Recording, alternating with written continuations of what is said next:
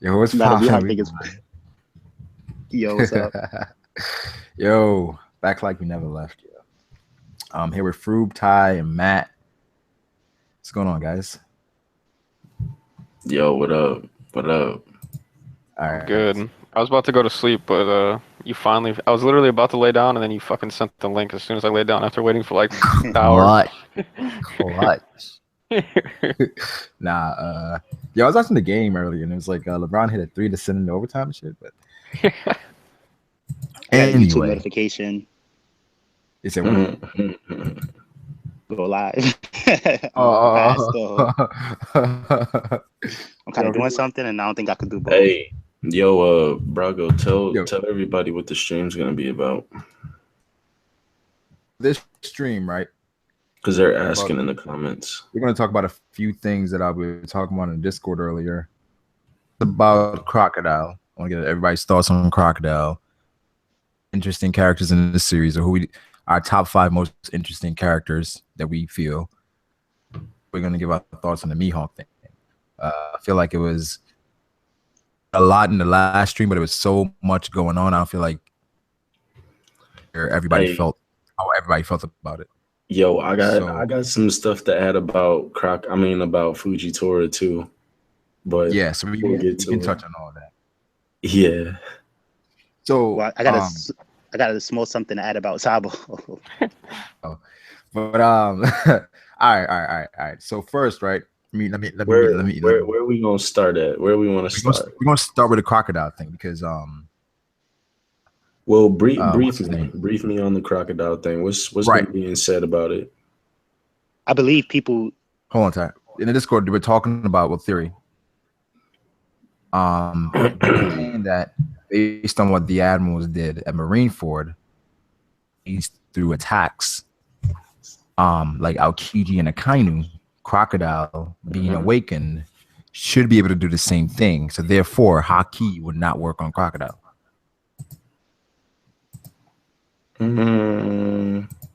So yeah, because he took Diamond Jozu's attack.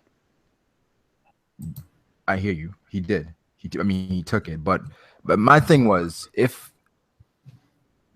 putting Crocodile on the mastery level of the admirals, I feel like is absurd. How? I don't. How? Let me I think that his mastery over his fruit is pretty good. It's good. No, it's good. I think it's amazing for the fact that like he even says it himself. But what I'm saying, he goes, "I mastered my double fruit to perfection," and that's in the manga. So we shouldn't No. Right. I haven't seen him do it. Like we seen him do it. No, hold on, Ty. Hold on. But for what Akainu did when he got attacked, we saw what Aokiji did when he got attacked by Whitebeard. What about when he? All right, can I put this out there though? We seen him get attacked by Jozu, right? And we seen Crocodile get attacked by Jozu, and they both. If anything, I think wait, did Jozu make both of them bleed, or did he only make Aokiji bleed? I feel like they both did the same when it came to Jozu, so I don't think we should put one over the other when it comes to that. No. But we saw it from Aokiji. We didn't see that from Crocodile. But I'm saying though, so you're saying Jozu hit both of them. Jozu made both of them bleed. That means he should be able to do the things Aokiji can do. No, not even that. Remember when that's the explanation you're using right now. He survived an encounter with Mihawk, so it's like obviously he didn't bleed then. He was fine. Luffy survived an encounter with Mihawk. I don't think Luffy's not a Logia user though. I don't think that. So here's the thing, Froob, let's start with you. What do you think about that? Wait. I'm gonna give you an answer that I don't think anyone's gonna like, but I think that it's the thing to where Crocodile was nerfed due to plot. Yeah, exactly. He was nerfed. He was nerfed due to plot. It doesn't make any sense that a warlord gets beaten by Luffy at the point he was at in the story. I mean, the whole water thing, and then even like okay, let's be real. The Crocodile defeated Luffy 2 times, like very low difficult, like very low difficulty. The second time or the third time that they fought, whenever they were underground, the whole like remember when Luffy had that big thing of water on his back and he still couldn't even beat Crocodile with that? after he figured out his weakness. And then he finally beat him because he had blood on his hands, which was kind of like, when you go back and you think about it, it's like, it's kind of like crazy. And I shouldn't say that the second time was low diff. It was probably mid diff. Yeah. But Crocodile was nerfed. He was hella nerfed. I agree with all of that. My opinions just changed. Is that I felt like when he fought Luffy, he was nerfed. But I felt like at Marineford, he wasn't nerfed. That's why he was more impressive to people. Yeah. What I want to say, Brago, is that because here's what I'm trying to say. When both of them got hit by Jozu, right? And now, while you didn't get to see Crocodile do that, when he encountered Mihawk said this won't end well. Crocodile fought him anyway, and he was fine. So like, while we didn't get to see it, it was only one option left. He wasn't even damaged or hurt. Is that he did that skill that you're talking about, where he avoided the attacks. You got to trying to say it was only a few scenarios that could have happened. Either Mihawk was going to KO him, going to damage him heavily, or Mihawk's attacks didn't work because Crocodile avoided them. And I think Crocodile avoided them, and he even was nerfed due to plot. Oh yeah, for the when Luffy fought him, yeah, but not at Marineford. But the thing is, at Marineford, is you got to be critical, because if you don't be critical, you'll miss it. Like, one thing about, you see how I said him and Aokiji did just as good. So how is Crocodile nerfed but Mihawk isn't? Mihawk, Brago, he's not nerfed. What more do you want Mihawk to do? At the same time, you gotta like F Mihawk, right? And focus on Crocodile, because it's like I'm not following. Oh, what happened? Check this out, because with Mihawk, he's powerful or whatever like that. Like just like Whitebeard, or just like that. Like, I don't think we should be focusing on, like, if Mihawk was nerfed. Like, to me, I feel like he's not nerfed. People just overrate him. But with Crocodile, what I want to talk about wasn't nerfed in Marineford. How strong he is. He's obviously like, if he don't live up to, here's the thing. I guess he don't live up to some fans' expectations of an S, so they feel he was nerfed. But to me, that's how strong he is. It's the best thing he did. What's the best thing Mihawk did? Besides, I was playing when I said that before, but when I said he one-shotted Dash Bones, great. Like, I don't think that's the best thing. No. I know that's not the best thing. That's just something that's on my mind. Like, what did he do at Marineford that had us like, oh snap? He didn't really do anything. I mean, he had the little slash against Whitebeard that was blocked by Diamond Jozu. Then he had this little encounter with Mihawk, or with not Mihawk. He had his encounter with Dash Bones and Jinbei. And wait. All right, look. So that's what he did. Is that he took Jinbei out like it was nothing. Yeah, that scene. I don't know if that was anime only, but that scene was pretty sick. Oh yeah, that was anime only, right? Was it anime only? Mihawk versus Jinbei? I believe it was. Yeah, that's what I heard. And then let's see, he cut the little iceberg that Whitebeard sent, or the tsunami. Remember when the tsunami was coming and then Aokiji froze it? He cut that. What else did he do? If Luffy wouldn't have, I can't remember how Luffy was saved from Mihawk, but if Luffy wouldn't have been saved, it was heavily implied like he would have gotten, like he would have been done for, because he had like a premonition with he had a premonition. Yeah, and that's something where people felt like, was it Mihawk who kind of showed him what was going to happen, or did Luffy have like some observation haki?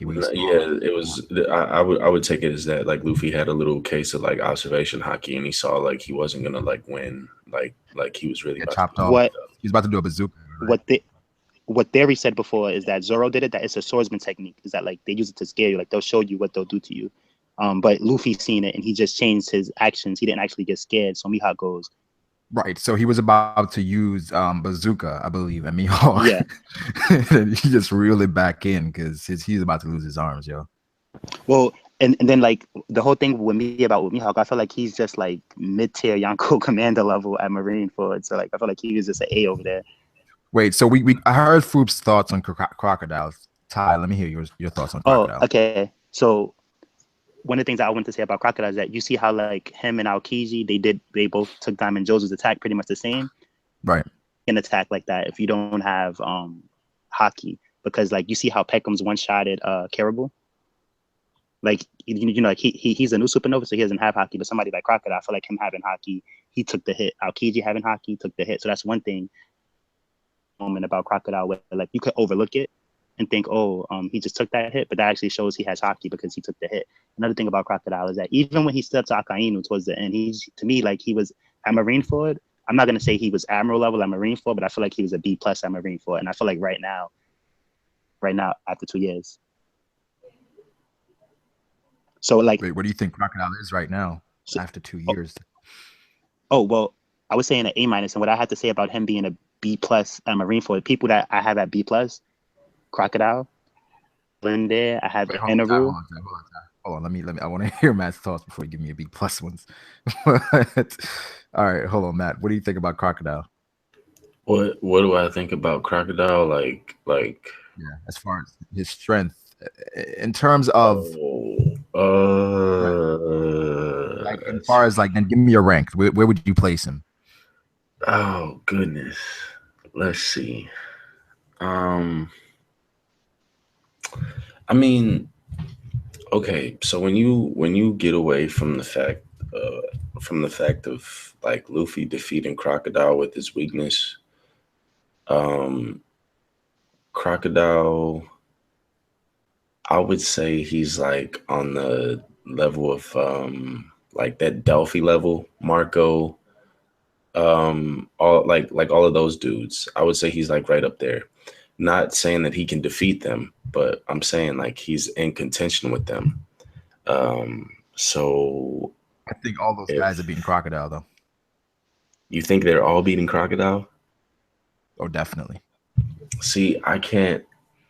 I can't. That's borderline blasphemous for Crocodile there, Marco, though. No. Look. I'm not saying, but well, how strong do we think that Marco?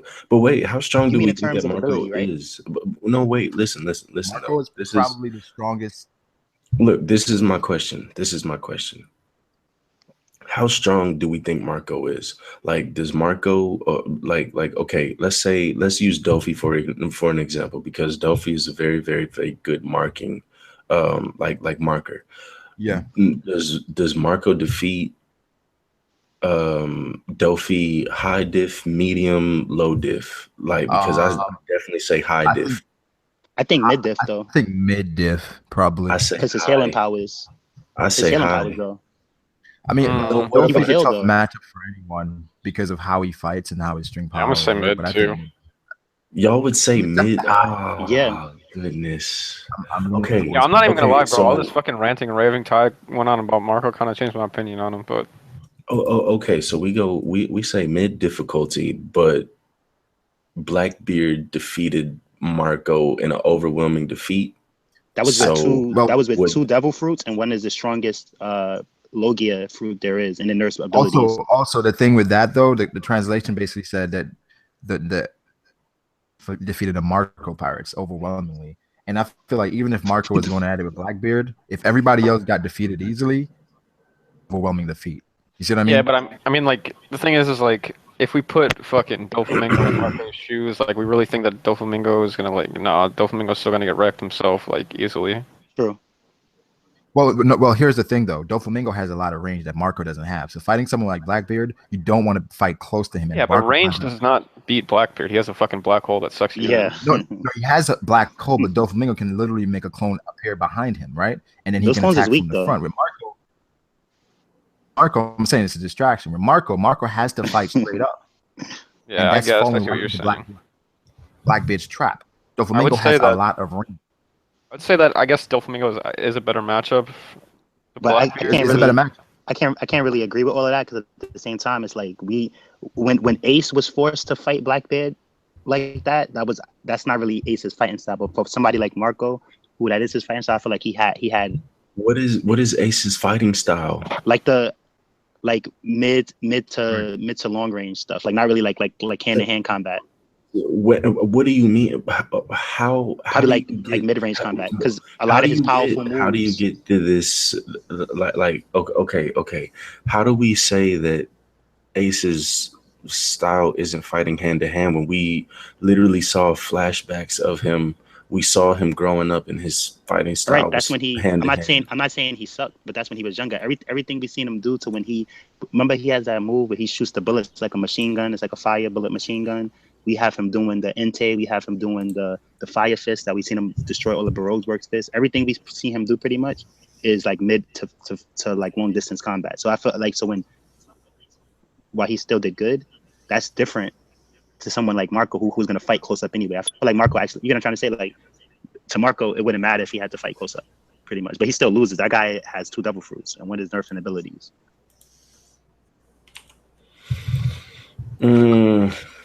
Yeah, I feel like Ace, like as he got the Marinara really extend his range. You know, I feel like he did extend his range, but I think it showed that he was an all-around fighter because of how he, you know, went against Blackbeard. But for like with Marco literally showed no long-range attacks. And then basically going in Blackbeard's range, like that's almost suicide, yo. That's almost suicide because you're in his range. He uses Kurozu. He, you know, nullifies your devil fruit. But Marco has Haki though, so it's not like he was completely helpless. No, I'm saying he does. He definitely and does. In a way, see, this is another thing. Like since we never seen Marco do a named attack, who's to say that like he probably lost an attack boost with Blackbeard if he lost his devil fruit powers, but pretty much he could do anything that he could do with a devil fruit since he really didn't power it up with Phoenix kicks and stuff. No, but it's going to impact him that he doesn't when he doesn't have his devil fruit. No, true. But I'm saying like when you think about it, it's actually not as bad as you make it seem because this guy wasn't using named attacks anyway. Yo, why are people? Yo, so can I say this about some of the folks in the chat? Some people are saying that Delphi was just overwhelmed by Luffy and Gear 4. Do you not remember that Delphi was keeping up with Gear 4 after like Luffy was in it for a while? I mean, at first, Delphi at first he got smacked around. Then that's when kind of like turned around for him. But also in the same breath, look at everything that had to happen to Delphi for him to be able to do that. Like I can't stress this enough. There, like Delphi did not receive a clean hit from Luffy until after the Gamma Knife, and before that, it was the Red Hawk. Yeah.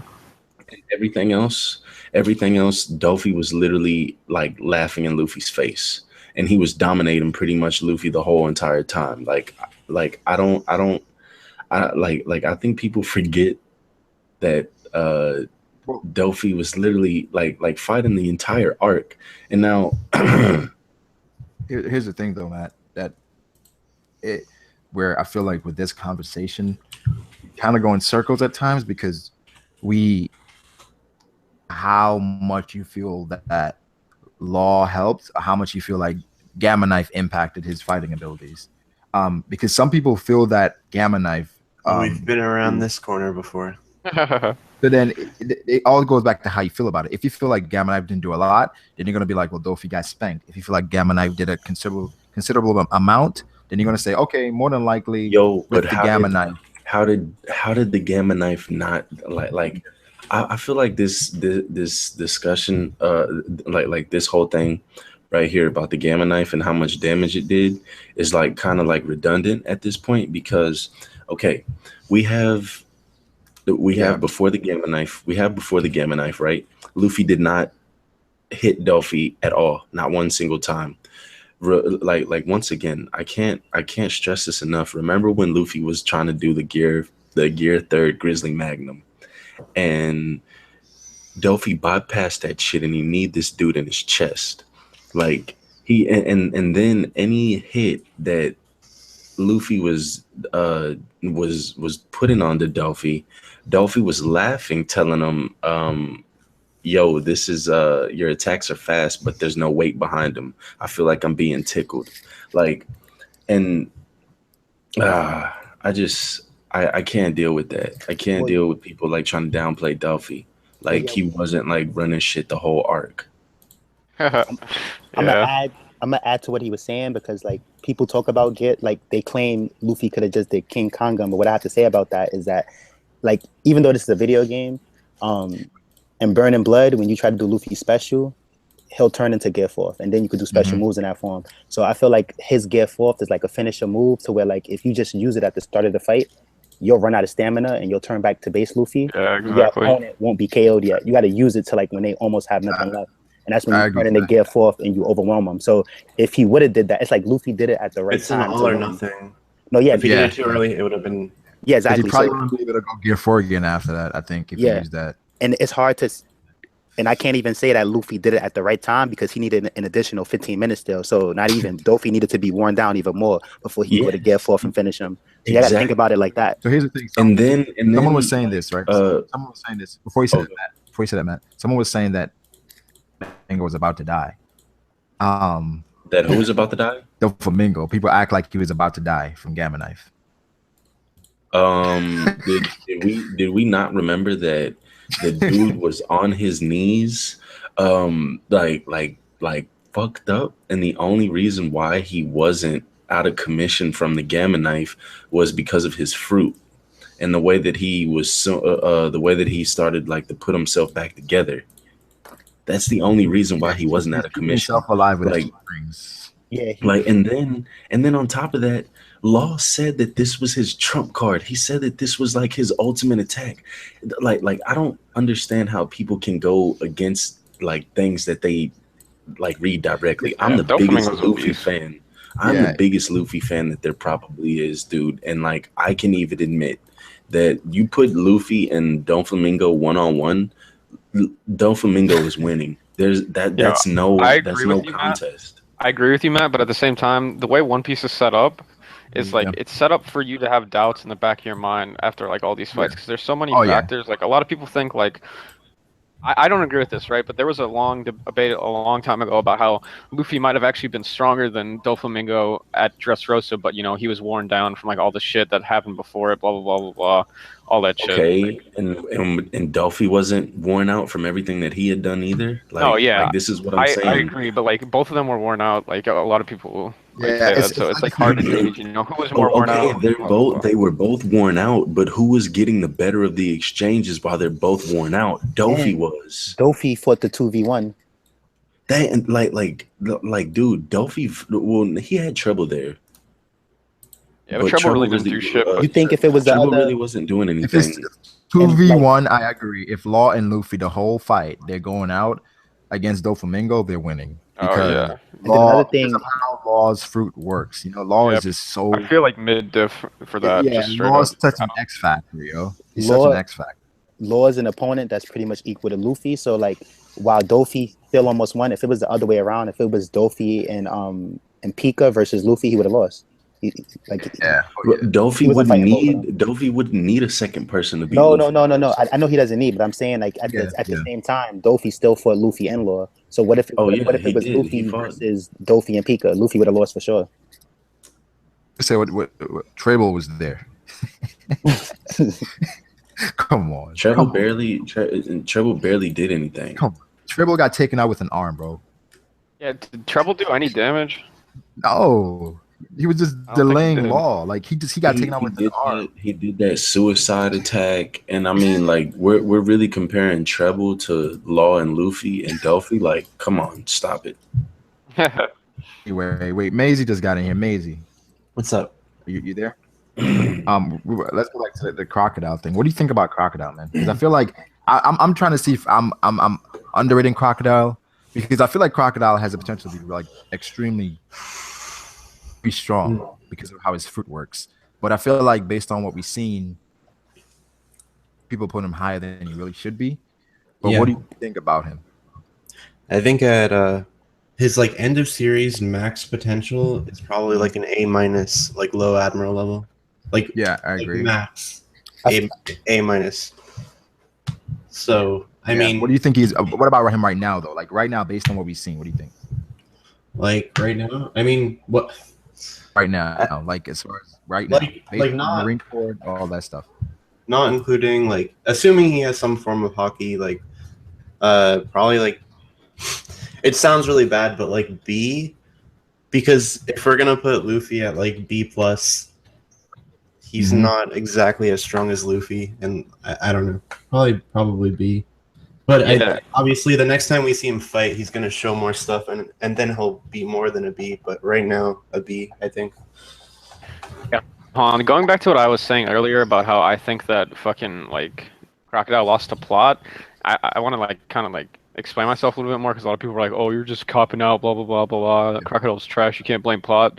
But at the same time, I think it's pretty clear, at least to me, that One Piece's power scaling changed completely at like a certain point in the story. Like the fact that Crocodile, I know his bounty was frozen, but the fact that he had an 88 million bounty, and that was like super high at that point in the story. And it's said that he was like running the New World, not running the New World, but he was like going around in the New World as like a pretty big pirate. Like Bartolomeo has a fucking bigger bounty than Crocodile at that point in the story. So like,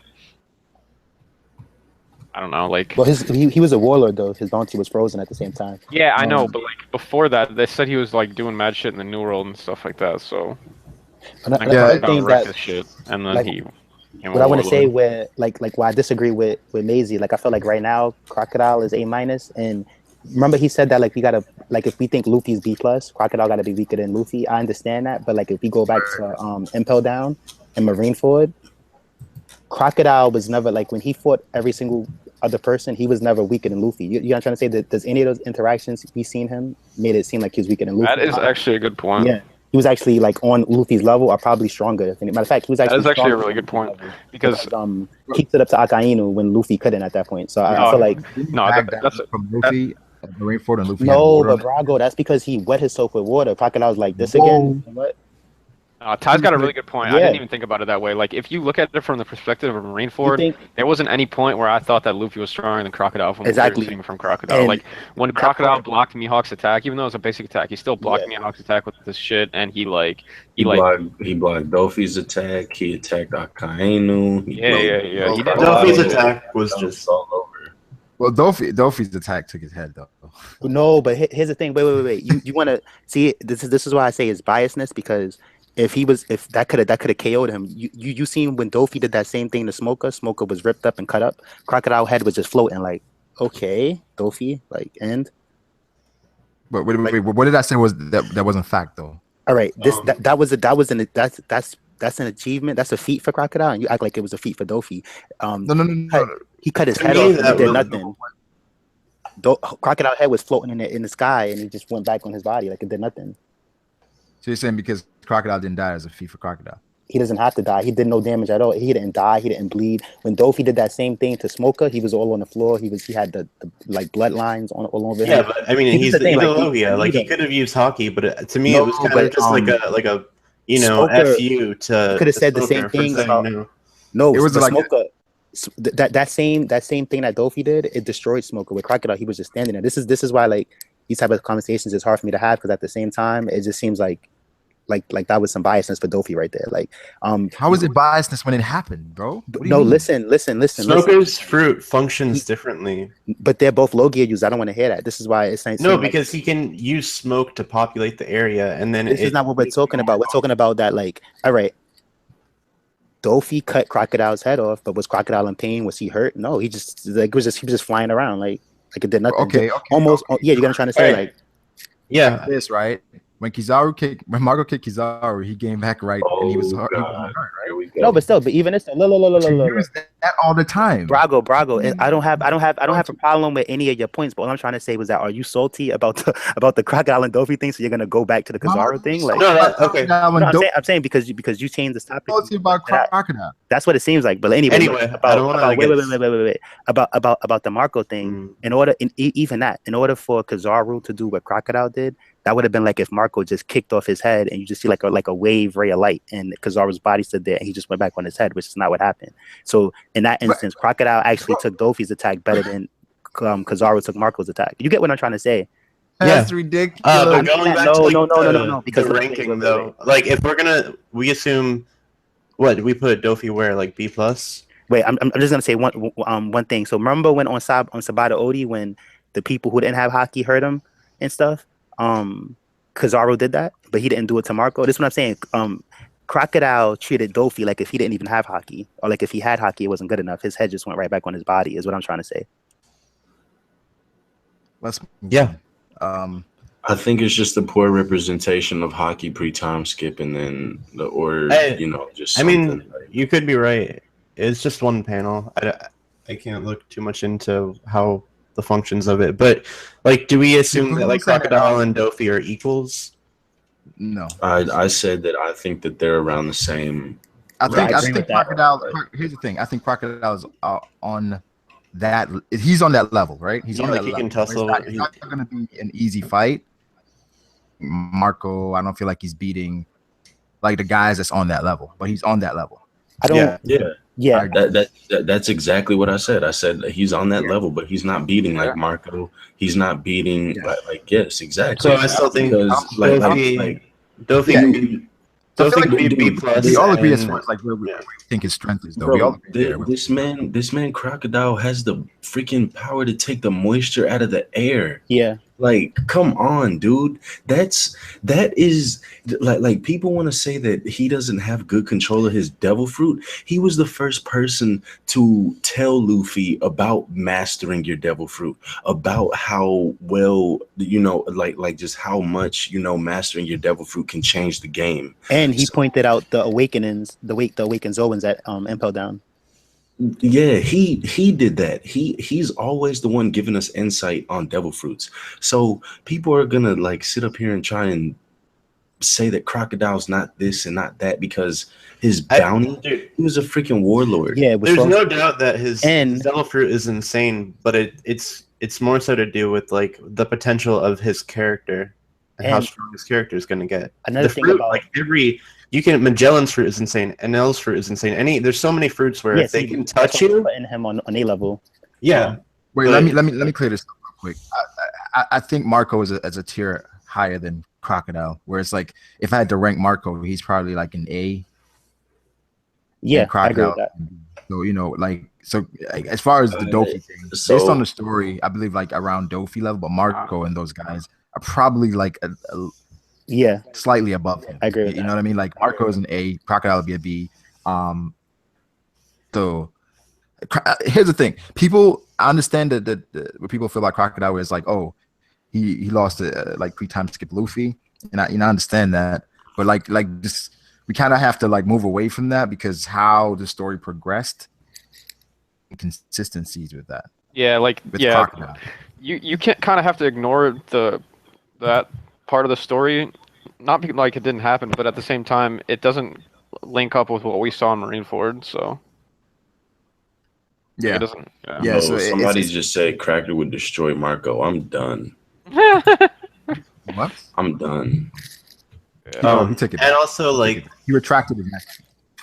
Obviously Crocodile's going to be stronger than when we saw him versus Luffy because he will have hockey and all these things. But exactly.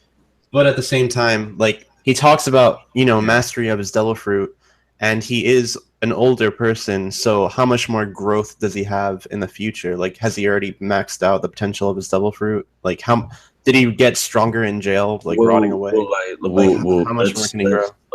Oh, okay. Well, let's look at this. For one, Crocodile was one of the first main people that we saw. Like he was one of the first people that that Luffy fought. So look, we just got introduced to Awakening, and this is like 700 chapters deep into the story. So he has plenty of room to grow based off of just the simple fact that if we've seen him, like have this much control over his devil fruit, it'd be crazy for us to think that he wouldn't have an awakening and be able to do more with his devil fruit than what we've seen. Like I said, like Crocodile lost because of the plot. Yeah. You put anybody like he lost because of the plot. I mean, like Luffy had to freaking have blood and water on his fucking hands to be able to beat the dude. And another thing is that last we seen from him, he has his own goals and stuff too. Him and Dashbone went to the New World, so he's going to be growing too. Not as fast as Luffy, but he's still trying to accomplish stuff. He's not just sitting back. Yeah, I don't think we can assume we're assuming that Awakening is like a 0 and a 1. Like you just flip a switch and all of a sudden you have new powers. I definitely think Croc is like partially awakened already. Yeah, I agree. I feel like not everybody's gonna get fully awakened and do I feel like he is fully. He could already have reached his fully awakened. Oh yeah, and then another thing about his bounty is that when we go back to Dofi, even Dofi bounty should have been higher. His bounty was frozen too because he's a warlord. So I can't really go hard on the bounty. I know. I don't like going in on bounties that much, but the thing is like 88 million is so fucking low. Like he was already a great pirate before he like to join the warlords at 88 mil. Like I don't know. I just feel like the scaling is out of whack there. We don't know how long he was a warlord. We don't know. But that's also has to do with to be a the warlord. bounties are going to raise as the story continues. And then look at Luffy. Luffy's bounty should be way higher than what it is. I always say this.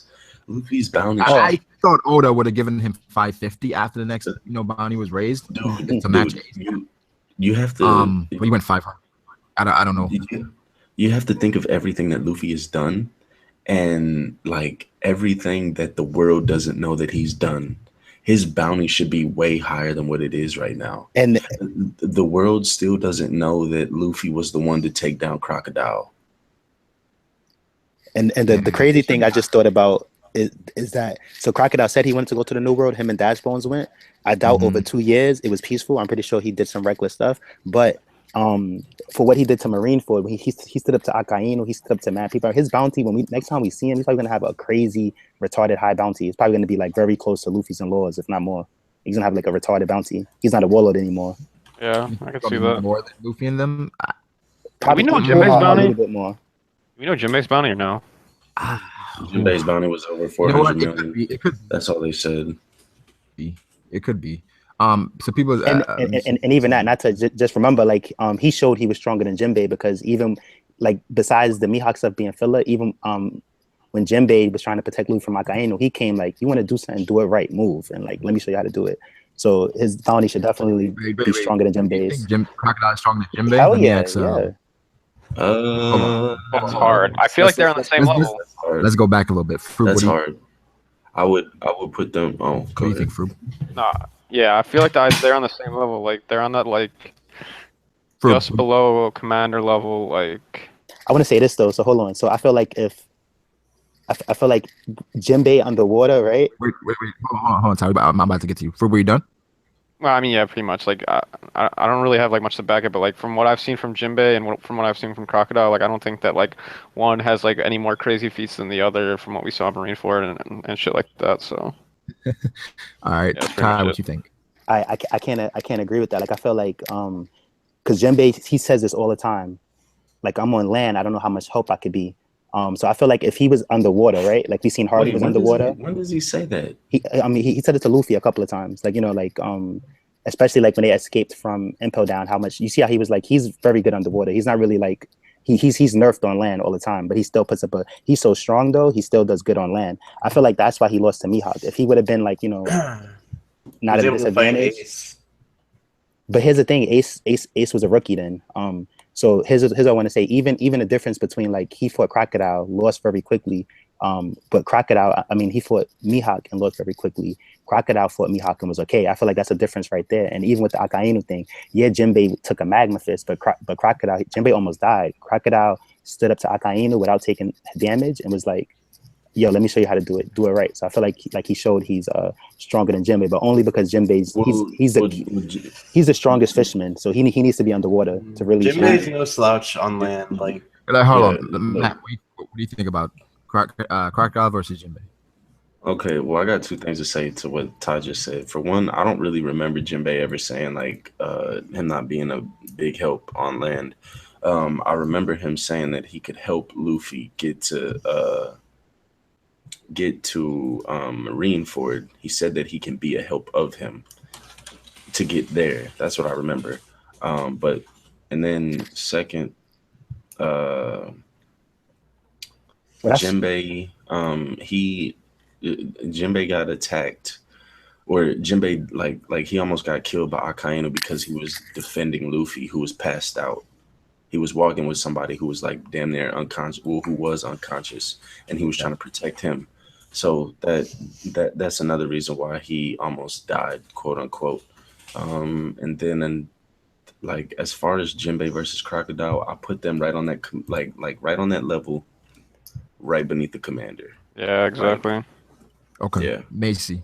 So hold on. Yeah. None of y'all remember Jinbei saying that about the water thing? We're gonna come back around. Macy, what do you think? Yeah, they're such different fighters, you know. It's like obviously Jinbei is gonna be able to wreck Crocodile, like in any sort of hand-to-hand, in my opinion. He probably has better hockey, better hand-to-hand close combat, but, Croc has the moisture suck thing, which might be an interesting fight against the Fisherman. I don't know. But yeah, I definitely think they're around the same tier, but it's like kind of apples to oranges. Okay, but before I ask Pharaoh, I'll say this. I think Jinbei beats Crocodile mid-diff. Jinbei literally come on. No, yeah, I was gonna say just to interrupt you, Crocodile. Like I feel like Jinbei does beat Crocodile. Create, like he can basically use the moisture in the air, right, to attack. Crocodile.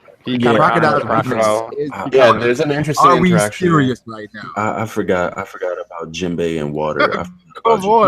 Wait, hold on. Is destroying Crocodile.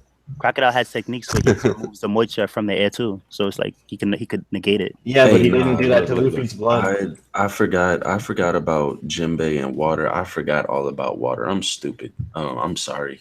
But again, guys. this is matchup. This is but still, but yeah, I mean the Jinbei versus Crocodile matchup doesn't take him down in any strength. It's just with Jinbei versus Crocodile. I think Jinbei has the upper hand. Yeah, it's literally like the worst person that Crocodile could go against. If he could use his devil fruit to stop it from raining, I'm pretty sure he can stop Jinbei from gathering moisture in the first place. I don't think it's that easy. Yeah, water was still able to defeat him. It is sort of a weird thing how Luffy was able to defeat him. No, but at the same time, you're still talking about Yacht already admitted it that he lost the plot purposes. So against Jinbei, when that's not the case, like Jinbei has no plot armor. I think what Ty is trying to say that if Crocodile can take moisture out of the air, Jinbei can't use his moisture from the Fisherman Karate because doesn't Jinbei also use moisture from the air for his Fisherman Karate? Yeah, we would have to see how Oda does it. It can be debated. It's weird. I'm saying based on what we've seen, right? You can say it's plot, whatever. But it should be Crocodile mid-diff. I don't agree with that. I think from what I've seen, Crocodile beats Jinbei. I think no. Crocodile doesn't beat Jinbei. I can't say that.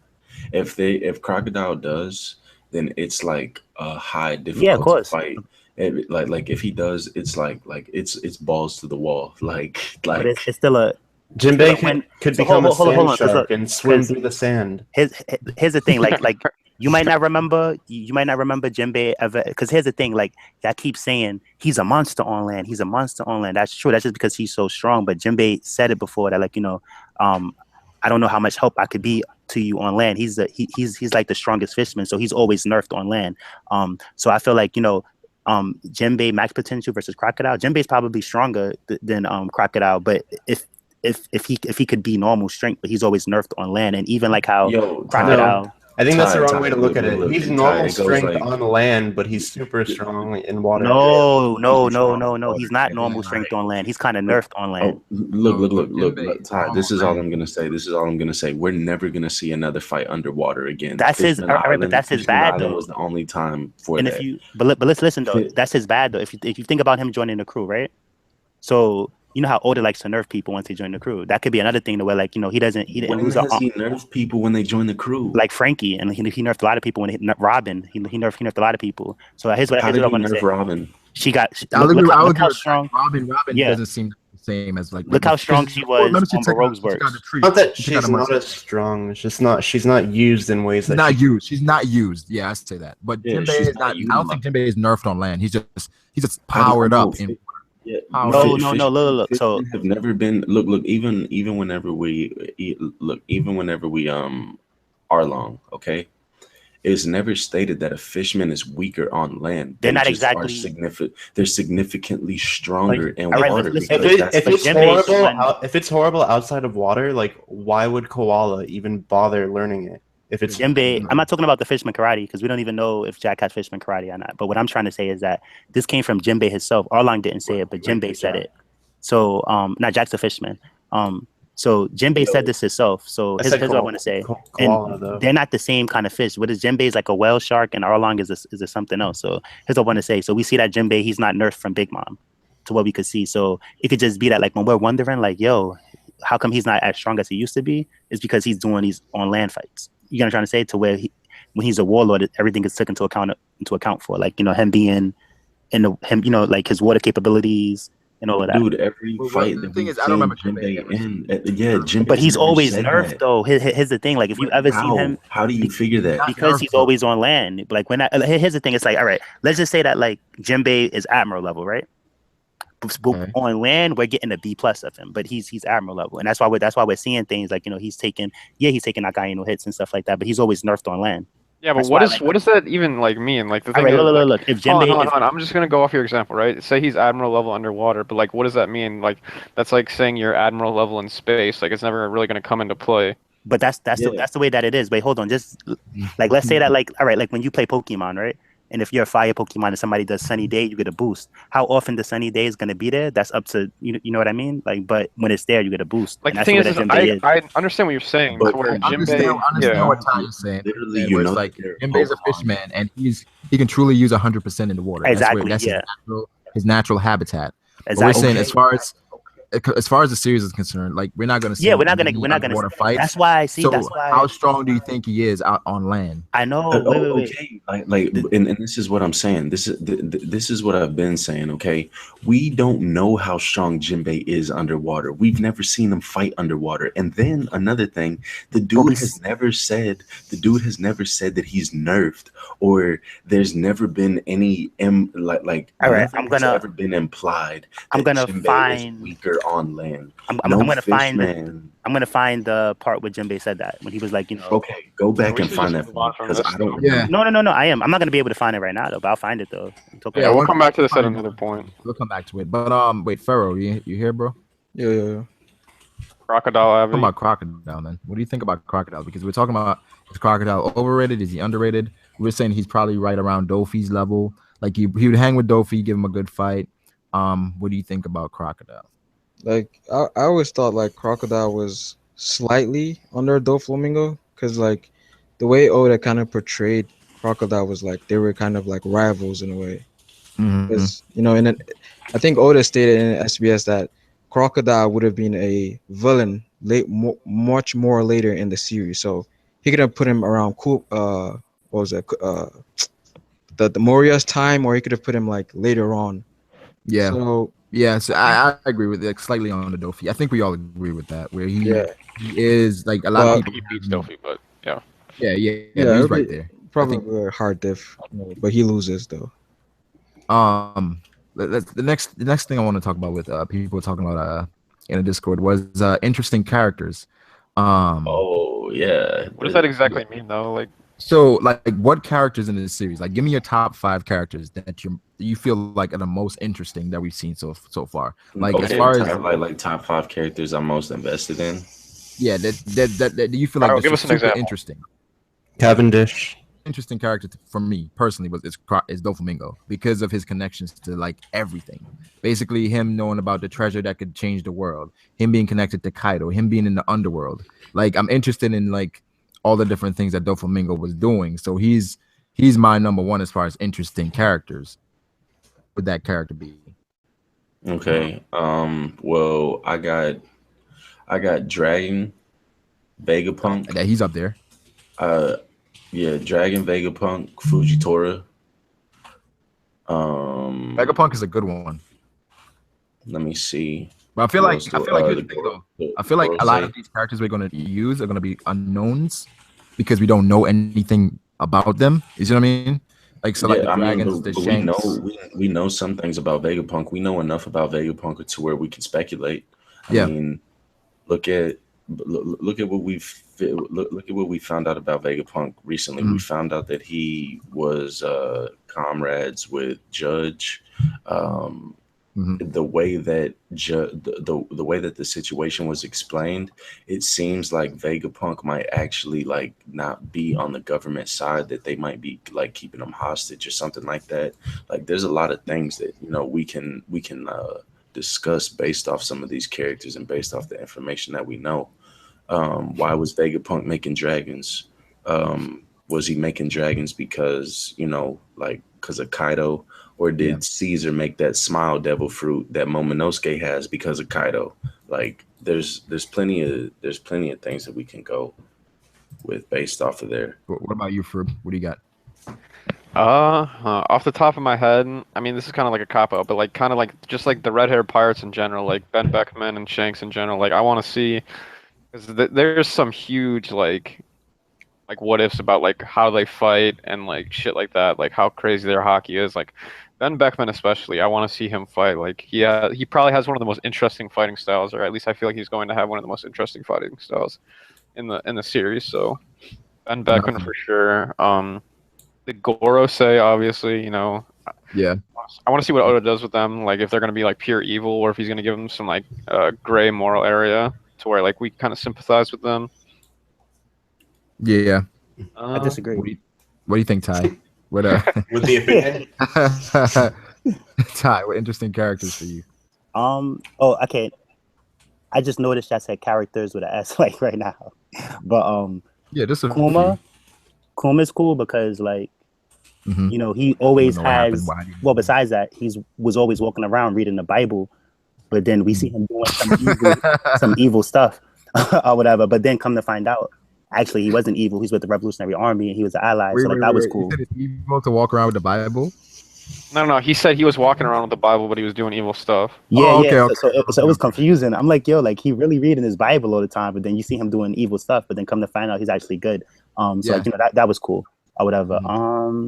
Law tats is cool, like the ones he got on his hand and stuff, and the way that law works. And I just leave it at that though. Those two. Okay.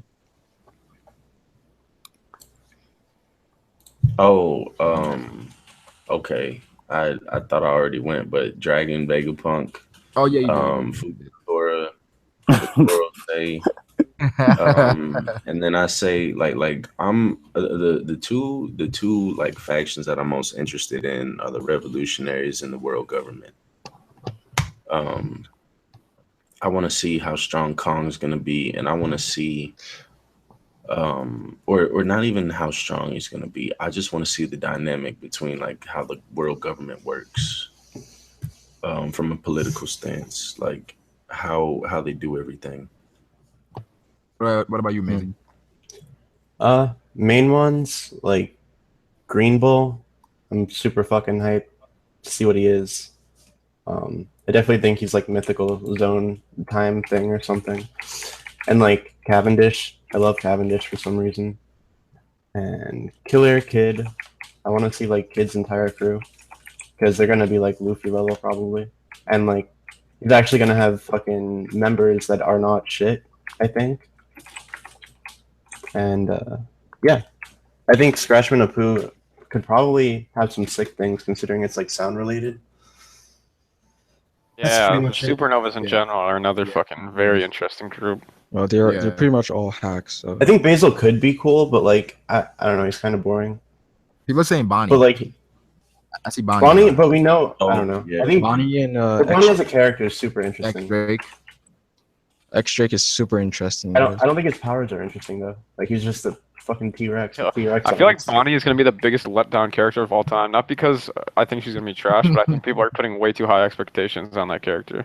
I think her power is like basic and doesn't have much potential. She's like a low grade Big Mom basically. But she's like one of the only interesting female characters like that I'm interested in.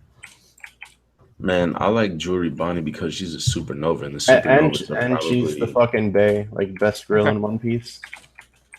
I agree. Well, I think Hancock's slightly above for me. Hancock's the best girl. Yeah, but she can be any. Let's go there.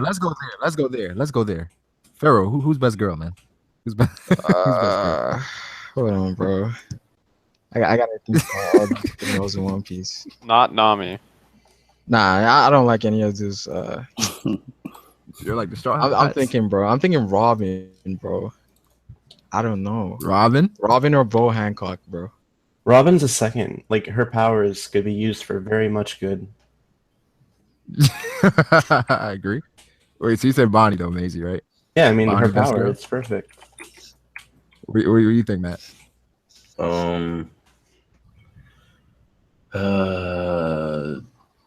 Hancock or Tashi. You said Tashi. No, I was just about to say Tashi. So you like them nerdy girls, huh? Wait, hold on. What are we talking about, bro? Are we talking about the hottest One Piece characters, or are we just talking about our favorite female characters? I'm confused. It's for your personal favorite, I guess. Oh, okay. The Tashigi? Yo, what's it called? Like, yeah, it would be cool if Green Bull was a girl. Real. Green Bull? Yeah, it'd be cool if Green Bull was. It would be cool if it was a girl to kind of balance it out away. She might be. Female characters, because we don't, a few have popped up in Whole Cake. We got a few strong female characters, but if Green Bull was a female, I don't know that lady's name, but I think she was a captain, and she had the Alvida. She had like the cage double fruit power. Like she make like yeah. she like locks you up. Yeah. Oh, the thing. She's pretty bad too. Yeah, that one. All right. So for me, I got Hancock. Hancock is up there. Hancock, man. Violet is dope. Oh man. Domino from Impel Down. Wait, is that the blonde chick? The blonde chick from Impel Down, yeah. And I'm not into that leather latex whip shit. No, thank you. Vivi is cool.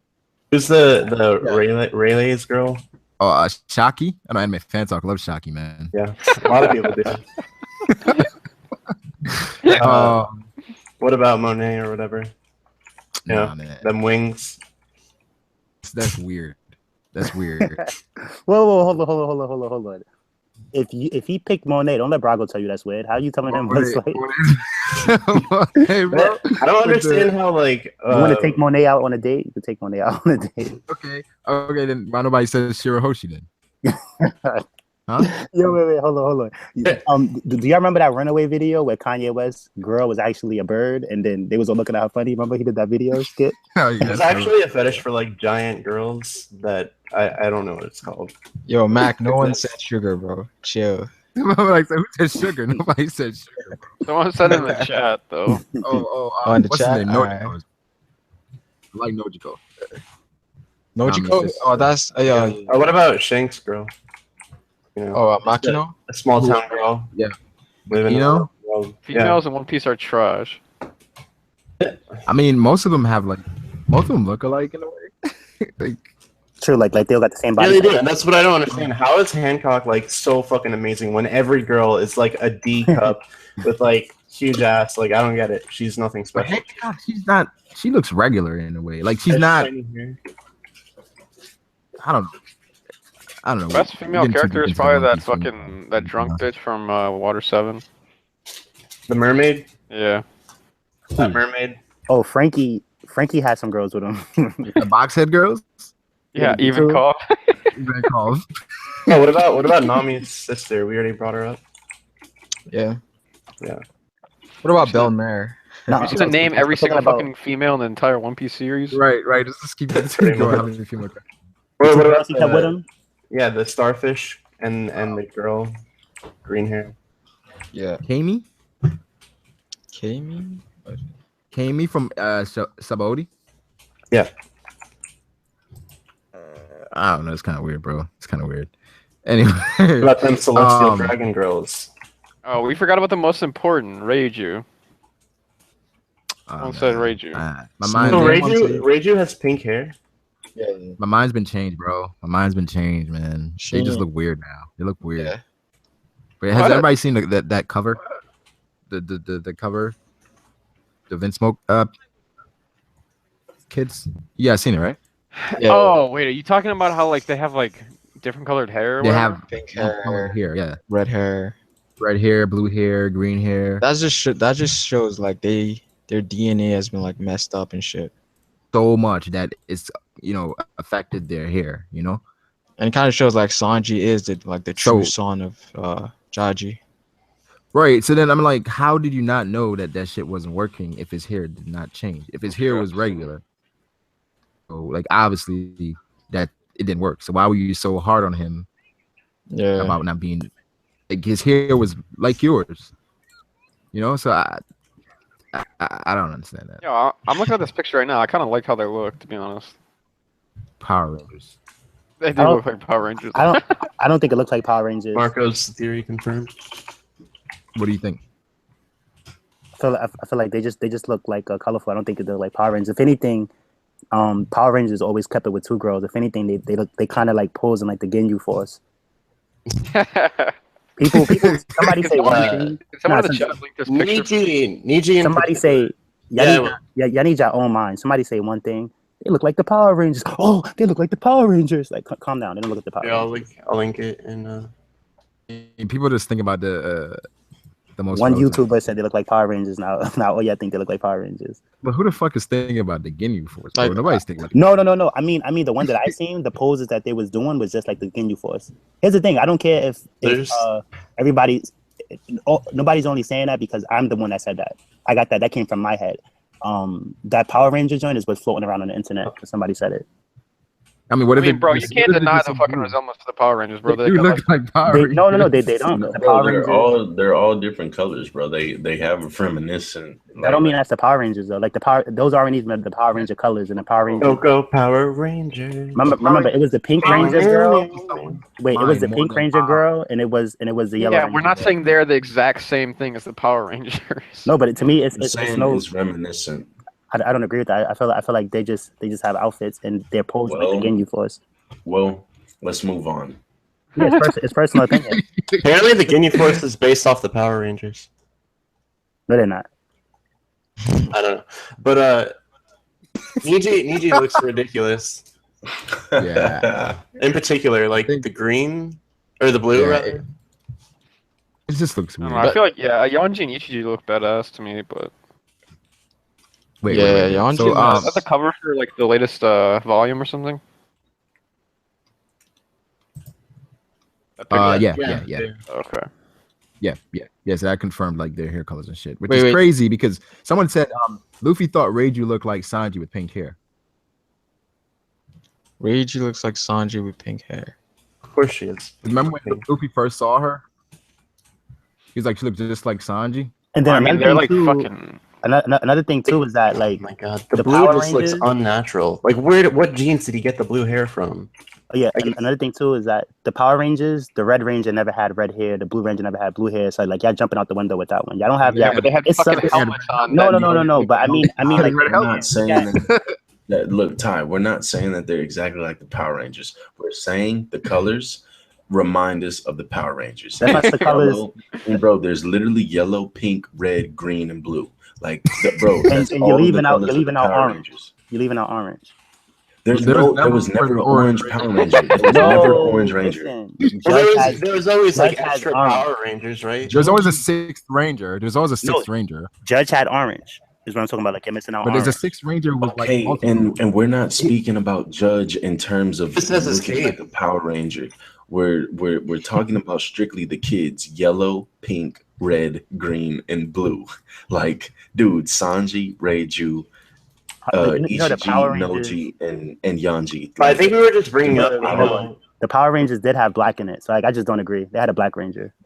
Bro, Sanji, their exact identical. Sanji's a black sheep. We're not saying that they're exact. Like we're not saying that they're exact. Like they. No, I get what you're saying. I just don't agree with it. But no, I feel like y'all can look at that better and y'all could find a better comparison or something. Yeah, but you're just saying because an established theorist said it that everybody. No, I don't even know who said it because I don't check videos out like that. But I can already tell that. Let's just move on. Everybody. Look. There was something that I wanted to talk about. About the Fujitora thing. About the Fujitora. Yeah. So this is what we're gonna do here. Right? So we're gonna talk about how we feel about Mihawk, right? This got crazy last time. Everybody's going to get a minute to state their case, right? And after, we're going to discuss it amongst us for 5 minutes. Then we're going to move on to somebody else. All right? By the way. Nah, you need to go first. All right, fine. Well, let's start. So Pharaoh, give me your thoughts on Mihawk. Mihawk? Like power level or? Yeah. You feel like he's S or A plus? Yeah. Based on his title, give me your thoughts. Based on his title. Wait, no. He worded that fucking question awful. Just give us your opinions on Mihawk. Okay. Now, the way I see Mihawk is that No, there's the whole thing with him and Shanks being rivals in the past, but obviously I think Shanks got stronger, but I don't think the gap is as much as people say it is. So like, if anything, he should be like, I would say slightly under Shanks. And if there was like a S minus, I would put Mihawk over there. But and again, his title, like world strongest, like the world titles in general, all of them in the series are all probably S rank people. So I wouldn't be surprised if Mihawk was on that level. But yeah, that's pretty much my take on that. Okay. Amazing. What are we talking about? Sorry. Mihawk, where you place him? S plus or S or A plus? S plus? Wait, I thought we were just S or A plus. S or A S or plus. A plus, yeah. Or A minus if you want to go down that far. It's rough. I don't know. Probably A. Oh, A, not A plus? He said A. A or A plus, like A. I think A. Why you put him at an A? Yonkos are S, by the way. Yo, don't make them scare you into saying A plus. You said Because A. I think.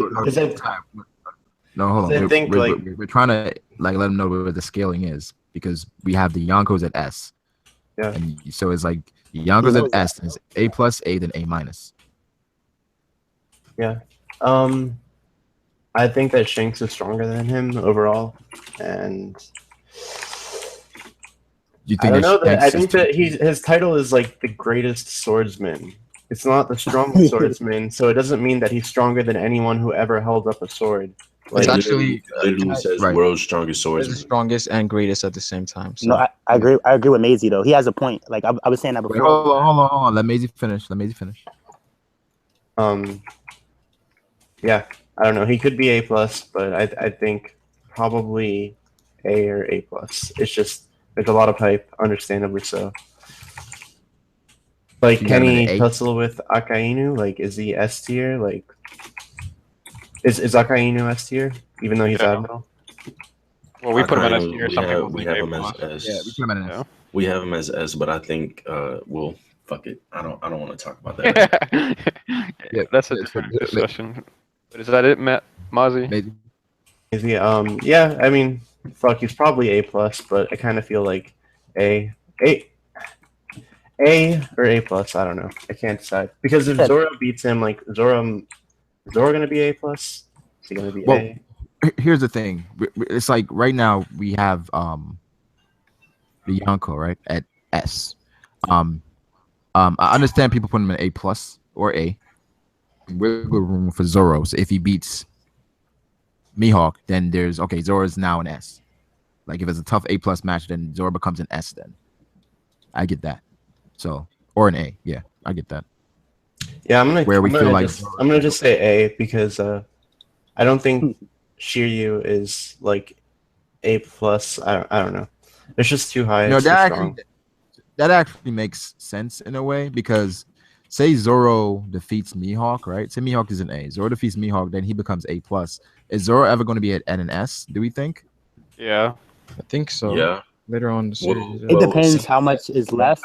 I have like I'm just gonna wait till it gets to me. Y'all just go ahead. Yeah, so Maisie, A. You say A, right? Yeah. Okay, Matt. Okay. All right. So as far as Mihawk goes, I would put Mihawk I want to go A plus. I want to go S, but I'm gonna say A plus, and I'm gonna say why I put him at A plus. I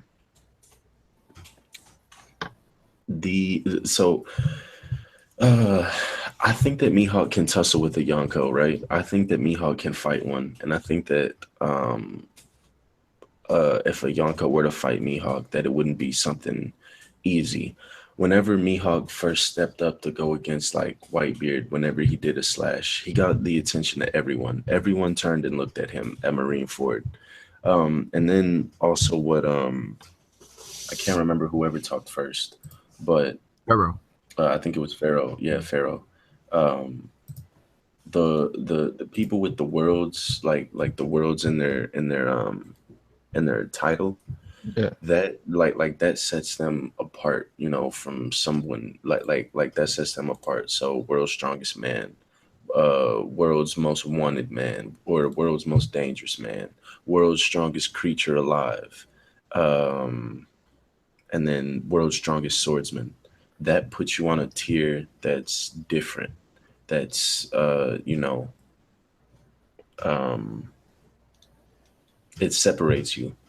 So I want to put them on S, but I can't put them there. So A plus, and then it's the A just wait. Let me A ask you plus. this, I Matt. don't. What? Yeah. Explain to us like what's stopping you from putting them in S. Because you want to put them there. Tell me what's stopping you. Well, what's your thought process there? It's because we don't know when like people want to put him on an S because they say, oh well, he had duels with Shanks. Well, we don't know when those duels were. We don't know. You know what? Fuck it. We're gonna put him on an S. Okay. I'm gonna put him on an S. Fuck it. I'll put him on an S because yeah, I'd put him on an S. Because I feel like if you're the world's strongest swordsman, that you should be able to beat every swordsman in the world. And so if by going by that logic, Fujitora has an A plus and Mihawk is A plus as well. I'm going with Mihawk. So yeah, I'll put him on an S. Okay. Wait. Matt, is Mac still muted? Max, yeah, Mac's still muted. All right. We'll get back to Mac. Ty, give me your thoughts on Mihawk. Yo, my man Max in here. What's good? All right, so my thoughts on Mihawk, from what I've seen, he's a A plus from what I've seen. Not in the context of the story, but from what people say in the community, he's overrated. Another thing about Mihawk is that, you know, I put him at an A plus. I don't put him at an S because that would be overdoing it. I feel like, you know, the people who put him at S, and I felt like this before we even came into this call. I feel like the people who put him at S is fanboying it. Like they're giving him a higher title based off hype or their own personal feelings of him, that it's not what's in the story. And I feel like at Marineford, he was an A. I see nothing better than an A from him. So I feel like right now after the time skip, he's an A plus and not an S. And Maisie said this when he was talking, but so Mihawk, he just has the title, the world's greatest swordsman. That does not mean he's the best person alive or the best to ever touch a sword and that nobody can beat him. That means that he has no, but still though, that means that he has that title until somebody beats him. Only until somebody beats him. Like it's almost like in Pokemon where like Lance is the Dragon Master and the greatest trainer in the world. Then Blue beats him, and then you beat then you beat Lance, and then after that you beat Blue for the title. Can I ask a question? Go ahead. How long would you assume that Mihawk has had? Or well, let's say this. The time skip was 2 years. Nobody came and took Mihawk's title away from him. And Mihawk's going to have that title for a long time. We don't know how long he's had it. So, I mean, like... Yeah, true. He can have it. Like, he can have it for a while, but like what I got for One Piece when I read it, not everybody, some people, like the weak people are seeking him out and finding him, and the strong people are all busy. Like when he met with Vista, this is like, I never thought I would meet him here. You know what I'm saying? Vista was hype. So it's just that, like, you know, being one of White Bear commanders, he never really got the opportunity to even fight Mihawk in that serious type of way. And if we take it to Fuji, who knows what Fuji was doing, but I doubt that, who knows that it's that Fuji, even though Mihawk is stronger, like I just feel like these top tier people, that they're busy. And the thing about strongest swordsman, like say Shanks has some like, oh, and even that, like he denies Shanks when Shanks is like, do you want to settle this? And then when Shanks talks to Mihawk, he goes, do you want to settle our score, Mihawk? Like almost like if Shanks was in the lead or something. And then Mihawk is like, nah, I don't have interest. So yeah, so great. he could fight Shanks. He said I don't have interest fighting. I know I didn't fighting a man with one arm. Yeah, I just cut it short because I feel like the one, because you know people know the story already, so I just cut it short. But I feel like, you know, Shanks beats Mihawk with a sword, even with that one hand. But I feel like, you know, Mihawk just doesn't want to do it. Like it's too much on the line or whatever for Mihawk. Like it's more to gain in Shanks' favor. Like if Mihawk loses, imagine you just said it. He has this title for all this time, but you lost to a one-armed man. It would just make Mihawk look bad after that. Yeah, I so the agree there title where it's like greatest. there's not much benefit there. It's not much benefit for him to fight Shanks. As far as Shanks having one arm now when he's fighting with two and they're more than likely equal. So at this point in Mihawk's mind, you got weaker. You're weaker at this point. Especially as far as swordsmanship. Like the Yeah, thing is, he has the title greatest, swordsman, strongest swordsman.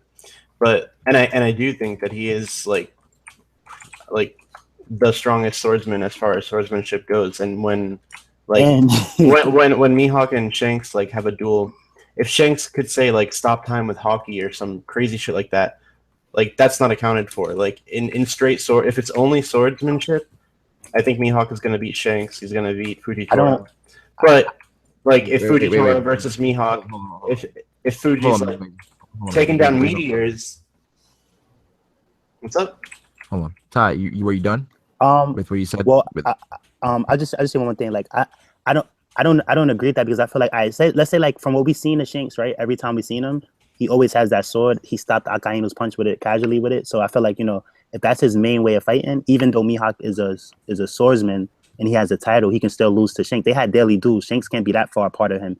And swordsman only stuff. So I feel like people, I get what Maisie's saying, where you use with devil fruits come into play. That's when people have the advantage with Mihawk. But I feel like somebody at Shanks who's a Yonko, who's just like, you've seen all the attacks Whitebeard was able to tank. But even I feel like somebody like him, especially if we know about his hockey, I feel like he just, even in a sword battle, and Mihawk uses hockey when he fights because he said so. So I feel like Shanks just wins. I think of course, it would be a high diff fight, but I feel like Shanks wins. Okay, I got you. Hold on to that real quick. Oh, we will come back to you.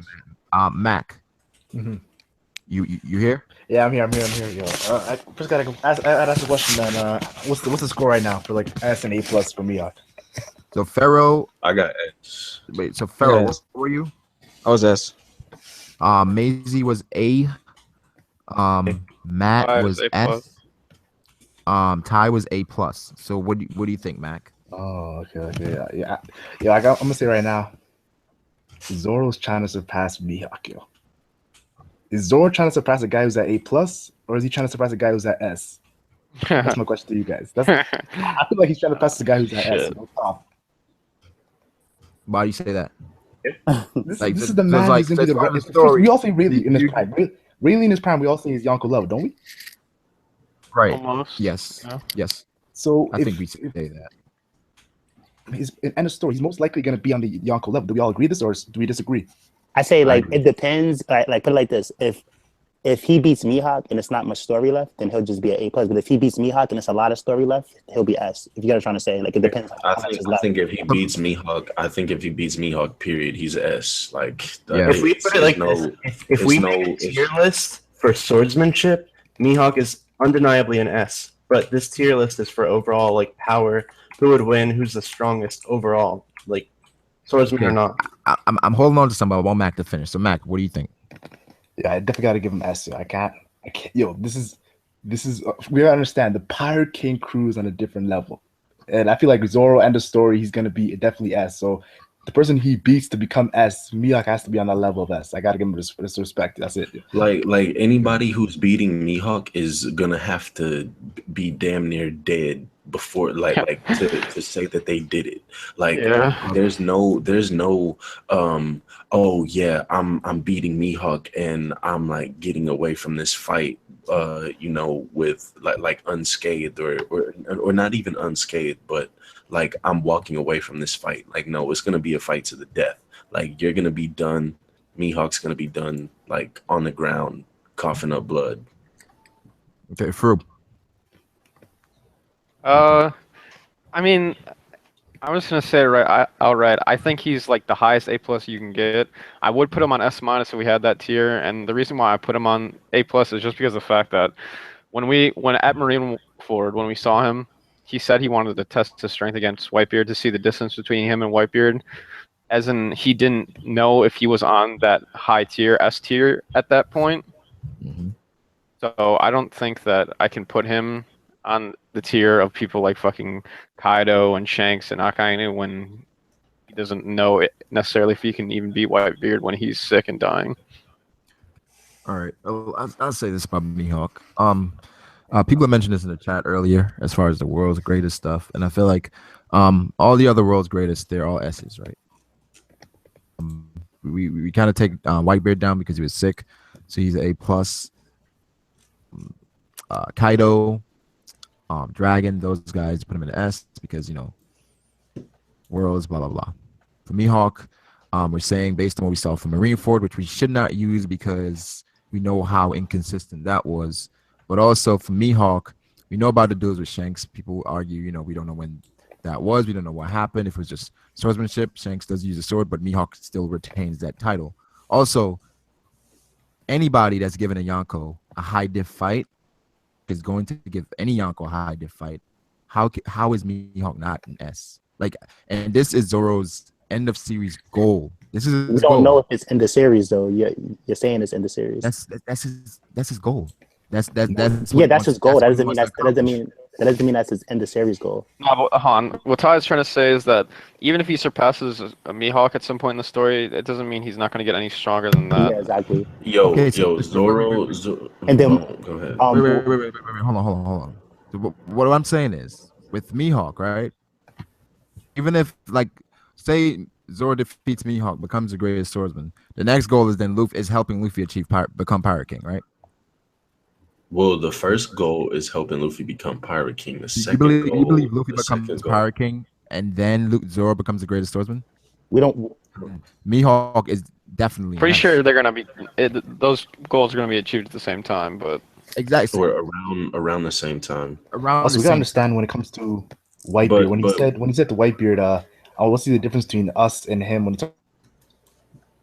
power. This is Big Mom said even she's even hyping Whitebeard too, and even Whitebeard when she's talking about all the Yonkos that she could have taken out. Remember? True, it's just Whitebeard's name. He's the only man. He said the only man to be same level as Goldie Roger. That's said and doesn't match the manga. I can see what you're saying, Mac.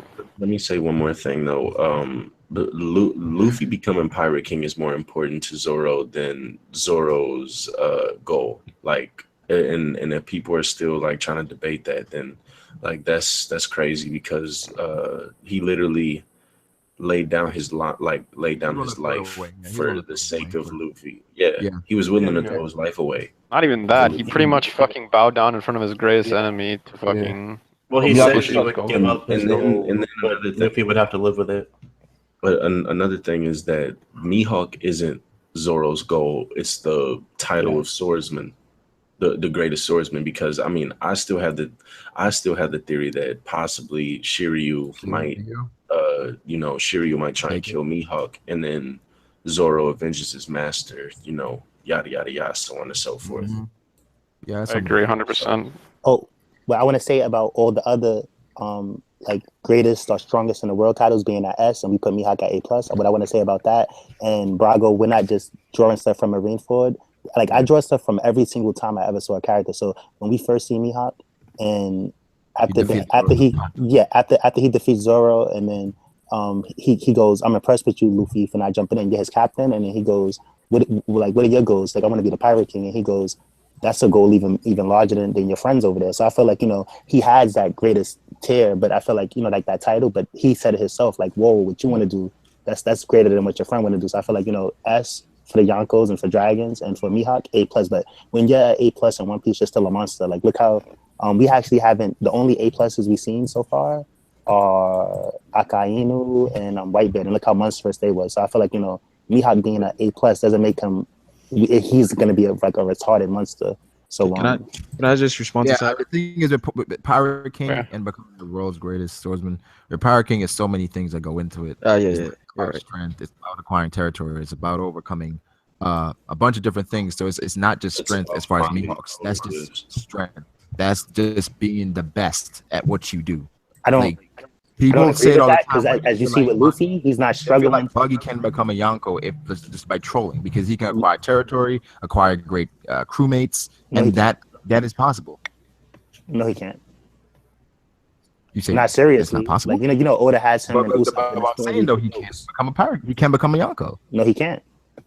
Who is he beating, or who is his weak crew beating that's gonna beat a Yonko? I'm not stronger people under him right now. They're not messing with a Yonko though, so it's I'm not for the troll references things. Buggy can't legitimately be a Yonko. But what I'm saying is more than just strength. So is he going to be Shanks? Is he going to be Big Mom? Is he going to be Kaido? Is he going to be Blackbeard? No, he can capitalize once they. Okay, I mean, a better example would be that Buggy begot the title of Warlord after being easily probably the weakest warlords that the warlords have ever seen, just by having. Alright, but that's when Whitebeard was taken out, it was pretty much a race to. I thought all the worst generation were running to the New World. Everyone was racing for that next Yonko spot. To be honest, Blackbeard didn't guarantee his Yonko spot. Even in the latest episode, it says like Blackbeard confirmed as a Yonko. He knew Whitebeard's old territories and he beat Marco overwhelmingly. That's what like made everyone see him as a Yonko when he beat Marco like that. Yeah. So Brago. So are you telling me Buggy and his little warlord crew could have beat Marco and the remaining Whitebeard pirates to become Yonko? No, I don't agree with it. Here's the thing: how strong are the people that's on the Buggy right now? Nowhere, they're not nowhere near that level that they could be a Yonko's crew. You know, can I say something? Can I say something right now? You know what? I was thinking about this recently. What Big Mom said about how she needed something to beat all the other Yonko, right?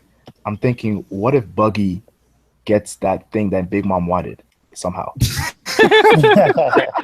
think about it, like this might be some older shit. You might just fly out of nowhere. Buggy gets the thing that Big Mom wanted to defeat all, and he comes out of nowhere because of Yonko out of nowhere as a gag. Oh man, that would be fucking. Well, here's the thing. Like I said this before, a lot more respect than he deserves. Like, so I want to say this to answer Brago real fast. The Gora says was like, only Marco and the remaining Whitebeard pirates or Big Mom can stand a chance against Blackbeard now. You're taking my example way too little. I'm talking about like just the factors that go into becoming a Yonko. No, he made it to Chichibukai. Good stuff.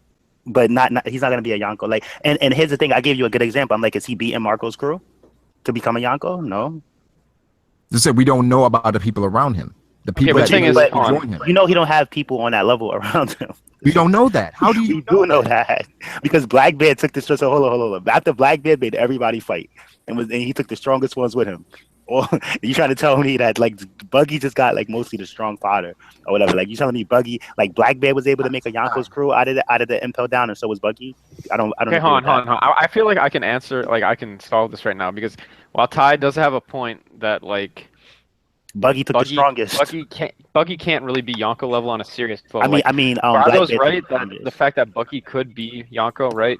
If he did some like weird shit and he got like some like fucking ancient weapon or something, but we know that's not how the other Yonko got their title of being Yonko, so it's not really like the same thing. Well I know people have been referencing the because Edward Weevil. People are referencing Edward Weevil as might be one of that secret weapon, and if Weevil, people say Majin Buu and what's the other dude, Bibbit or Bobbity. Bobbity. Buggy might be the Bobbity or Majin Buu might be Weevil, and they might just stand time to But my point is that with Mihawk and the world's greatest swordsman, is like we shouldn't downplay that. Like I feel like we're downplaying. He said like, you know what Luffy's trying to do, and another thing too, like. Luffy's captain, Zoro's right hand man, that Sanji's like the next thing. So, you know, Mihawk not being on those same people level, it just makes sense the way that the story is put out. I think we're gonna see some crazy people in Wano, like really strong swordsmen, and then we're gonna have to acknowledge that Mihawk is even stronger than them. Yeah. We'll see. Mihawk will prove everybody. Yeah, I guess it really like if the Shogun of Wano is like relatively close to Kaido in strength, then I would put Mihawk on an S. No, wait. Here's the thing, we can't, because like what if Mihawk said that it's people on Wano who would even give him a challenge? So like this, like Mihawk could just be high A+. Yo, when did Mihawk say that? He said it. Here's the thing, no, yo. He did say that. Yo, you need to recheck. I'm tired of you saying like. Okay. That doesn't make. That means nothing. Say that. If someone give him a challenge, doesn't mean they're gonna beat him. He never said they're gonna beat him. No, this has nothing to do with. This has nothing to do with. I am literally asking. I don't remember that. Give me a panel, because you're just saying that this is happening, and I can't take your word for that. That's your problem. I'm like 90% sure he did say. Does anyone else remember? It was never stated in this. No, I've never heard Mihawk say that. Mihawk has never said anything about Wano Kuni. He's never said anything about another swordsman. He's never said anything. That was a rumor. I was around when that stuff was going around. Was that a rumor? Basically saying, no, Oda said this. Oda said it never happened. You know, it was a rumor. Basically, what it was. Yeah, I personally I don't remember that, but No, I definitely remember that from something. I guess it was a fucking theory. I don't know. Look, this is all I'm saying. Nah, This is it all I'm wasn't a saying. theory. We don't see Mihawk a lot, right, in the story, right? Am I right or am I wrong? It happened when he was training Zoro. Wait, no, it did not. Is this No, 3D2Y? The the special? only thing, hold up. The only thing that happened, that wasn't a special, Brago, because even if it was a special, then that doesn't count because that's not canon. Yeah. Yeah, So I don't remember. I don't remember. Look, and even if so, you say that it happened whenever he was training Zoro. We only have one time that we saw Mihawk training Zoro, and that was whenever Zoro had the flashback. Yeah, like whenever whenever Mihawk was telling him about coding his swords and hockey. That's the only flashback that we have of Mihawk. I heard about this like rumor, and basically I did like a 2-hour research, and bro, I never found anything, nothing. Yeah, I don't know where people are getting these panels from. It sounds familiar. Like I feel like I feel like I've heard that in the story before, but like if you guys tell me it never happened, I guess it fucking never happened. But I could have swore I fucking saw that in the story. Yeah, me too. But and like I said, like I'm not saying that it's so believable. Wano that could beat Mihawk. I said that he said that it's people in Wano that could even give him a challenge. So while that doesn't mean that they could beat him, it's still just like it's like it's YouTubers in China that they're as good as like they can give me a challenge. So it doesn't mean that, you know what I'm trying to say? Like he's just like acknowledging. That's saying that Wano is going to be a problem. Even if in the worst case scenario it was like the anime added it in or whatever, but yeah, but I mean, we like look. All I'm saying is, I don't think that we should put that much faith into that. First off, he didn't say that. But we should know that there are swordsmen on Wano. Like this is the land of the swordsmen. Like this is where they're at. So yeah, there's gonna be somebody on Wano who's strong, who could probably give Mihawk a run for his money. But strongest swordsman literally means strongest swordsman. That doesn't mean that he's stronger than anyone who holds a sword. Exactly. Like, how does that? What if Kaido picks up a sword, how is Zoro? Mihawk is stronger than him. How is Zoro gonna beat him? Wait, Matt. Look, if what you're saying is true, how can Zoro ever beat him if he's the world strongest? You're trying to say like that? Because he's eventually gonna become the strongest. Like he's gonna defeat him. That's how. In pure swordsmanship, he's the best, but that doesn't mean that he's stronger than Kaido if Kaido uses a sword. But the Kaido's not a swordsman. If Kaido uses swords, then he's gonna get washed. Kaido isn't a swordsman. I bet you Kaido would Kaido's not classified as a swordsman, is what I'm saying. Like anybody that's classified as a swordsman, and you have to be somewhat skilled. Okay, but what about if he fights? I'm not saying he would lose, but like Fujitora, and then Fujitora kills him with a meteor. If he fights Fujitora. Okay, then if he kills him with a meteor, but yeah, I know, but you see what I'm saying? Like, if Fujitora is a swordsman, but he also has a devil fruit, right? I'm saying, and if he beats, I think the point he's trying to make is if Fujitora killed Mihawk with a meteor, would that make Fujitora the strongest swordsman? Yes, that would make that would make him the strongest swordsman. You want to know why? Because the devil fruit that Fujitora has aids his swordsmanship. Yeah, that's simple. Like I don't get what we're talking about. You can also rain down meteors. That has nothing to do with swordsmanship. And like any duel with sword to sword, like Mihawk will win. But yo, you're defining what swordsmanship is. Okay, so let's. Yeah, but so are you. Wait, hold on. And that's the thing. No, I'm not defining what swordsmanship is. If you use a sword, then you're okay. So you're saying he's stronger than Shanks, then?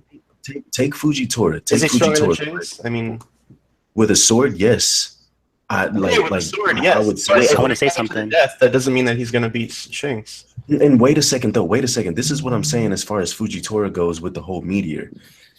The meteor, whenever we see Fujitora use his powers, it comes from his sword. That's not true. When have we not? When I think he was eating food or something, and there's one scene where he was eating food and he was still flying, but that's just a weird scene. He's a devil fruit user. He also controls the dice without his sword. I don't know.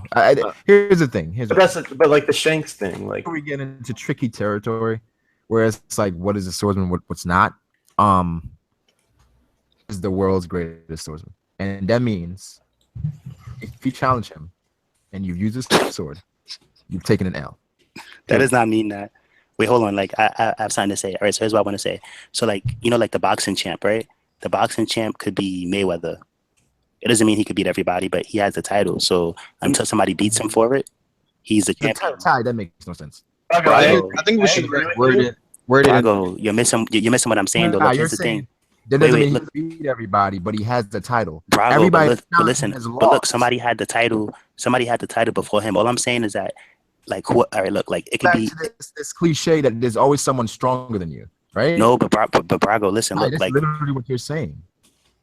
Brago, look, it's boxing. We don't have to use him. It's just any boxing champion, right? Like, look, it could be a boxing champion. He can have the title, right? They pick their fight sometimes. It could be like somebody who's a monster and they cannot take the fight. You can try to say that they'll try to ignore it, until finally the two meet up and then maybe he loses. You're gonna try to say, oh, maybe he wins, but you can still take an L. You just have the title. You gonna try to say? I think we should say it in a way. Yeah, you have to think that about Mihawk. I kind of agree with Ty to a certain extent. Okay, you can go first. Like, you have more of a chance of winning against anyone else that uses a sword. Not that it's 100%, but you have more of a chance of winning. I just say one sentence. I'm trying to understand where you say like he just has a sword. That means nobody has beaten him yet. What do you mean, Ty?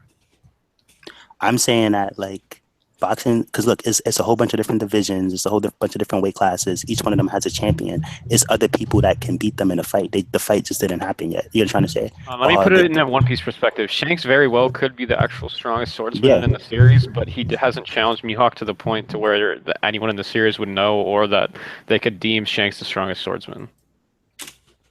Because they haven't fought in like, say they haven't fought in like 15 years, right? So, and Mihawk had the final like win, so he was deemed the strongest swordsman, and then no one ever beat Mihawk again. So he's saying this title could shift. Exactly, like anybody could get that title. Numerous times. So put it like this: Fuji could fight Mihawk, and Fuji could win, or Shanks could fight Mihawk and win, or Serial could fight Mihawk and win. It doesn't mean that swordsmen are constantly going for the title. It doesn't mean that Mihawk beats everybody with a sword. That's it. No, I mean I could concede that if Shanks and Mihawk fought sword to sword with no hockey, Mihawk could win. But if there's hockey involved, I think Shanks wins. So it's like, yeah, he is the greatest swordsman. That doesn't mean that. Maze, I think you're looking at swordsmanship to like, how do I say this? You can say that, but then that would mean that Mihawk would beat Shanks. No, because we've seen people like use flowers with their swords. They're bringing out these abilities. What if Mihawk has his own ability with his sword where he can like bring out water, he can bring out fire, he can do all these things. You're just looking at, oh, it's just sword clashing. No, there's other abilities when it comes to swordsmanship. Like what Vista does. Anything with swordsman, but hockey is a separate thing. And I just think that Shanks has better hockey than Mihawk. Well, what Vista does, what Kinemon does, what Brook does, that's still considered swordsmanship. Like the fire swords, the ice swords, the flower blades. Yeah. There's definitely a lot more that can be done for sure. You could even say Fuji's, maybe not his meteors, but his gravity, because Zoro still wanted to fight him. No, you're right, but I still think that Shanks would beat him. Not necessarily because he's better trained in the sword. Let me ask you, we need an S-. I don't think so. Because like if we have too many, like what's the point if it's a S+, S-, like what's the point of these debates if it's a S- just right there under S? I don't see the point in it. What do you think, Ferb? The troop here?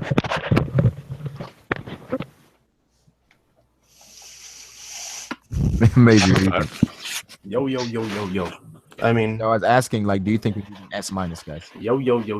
I really think S- is necessary, but Kind of. Like I had two people I would put in there, but Aokiji and Mihawk are the first two that come to mind. yeah, exactly. That's the first two that come in mind. Wait, Maisie, what do you think? it wouldn't hurt. It's a personal decision. I don't know. we don't like to put anyone like in B or C, so it might help to have more options that are not low numbers. No, but here's the thing. Reason we haven't put anyone in B low. and C is because we're going from the top bottom to bottom. I don't think. So. Yeah. I don't think we need an A. I don't think we need an S minus. We just need to understand that A plus is not low. No, it's not even that. It's just A plus is too broad for my liking. Yeah. Yeah.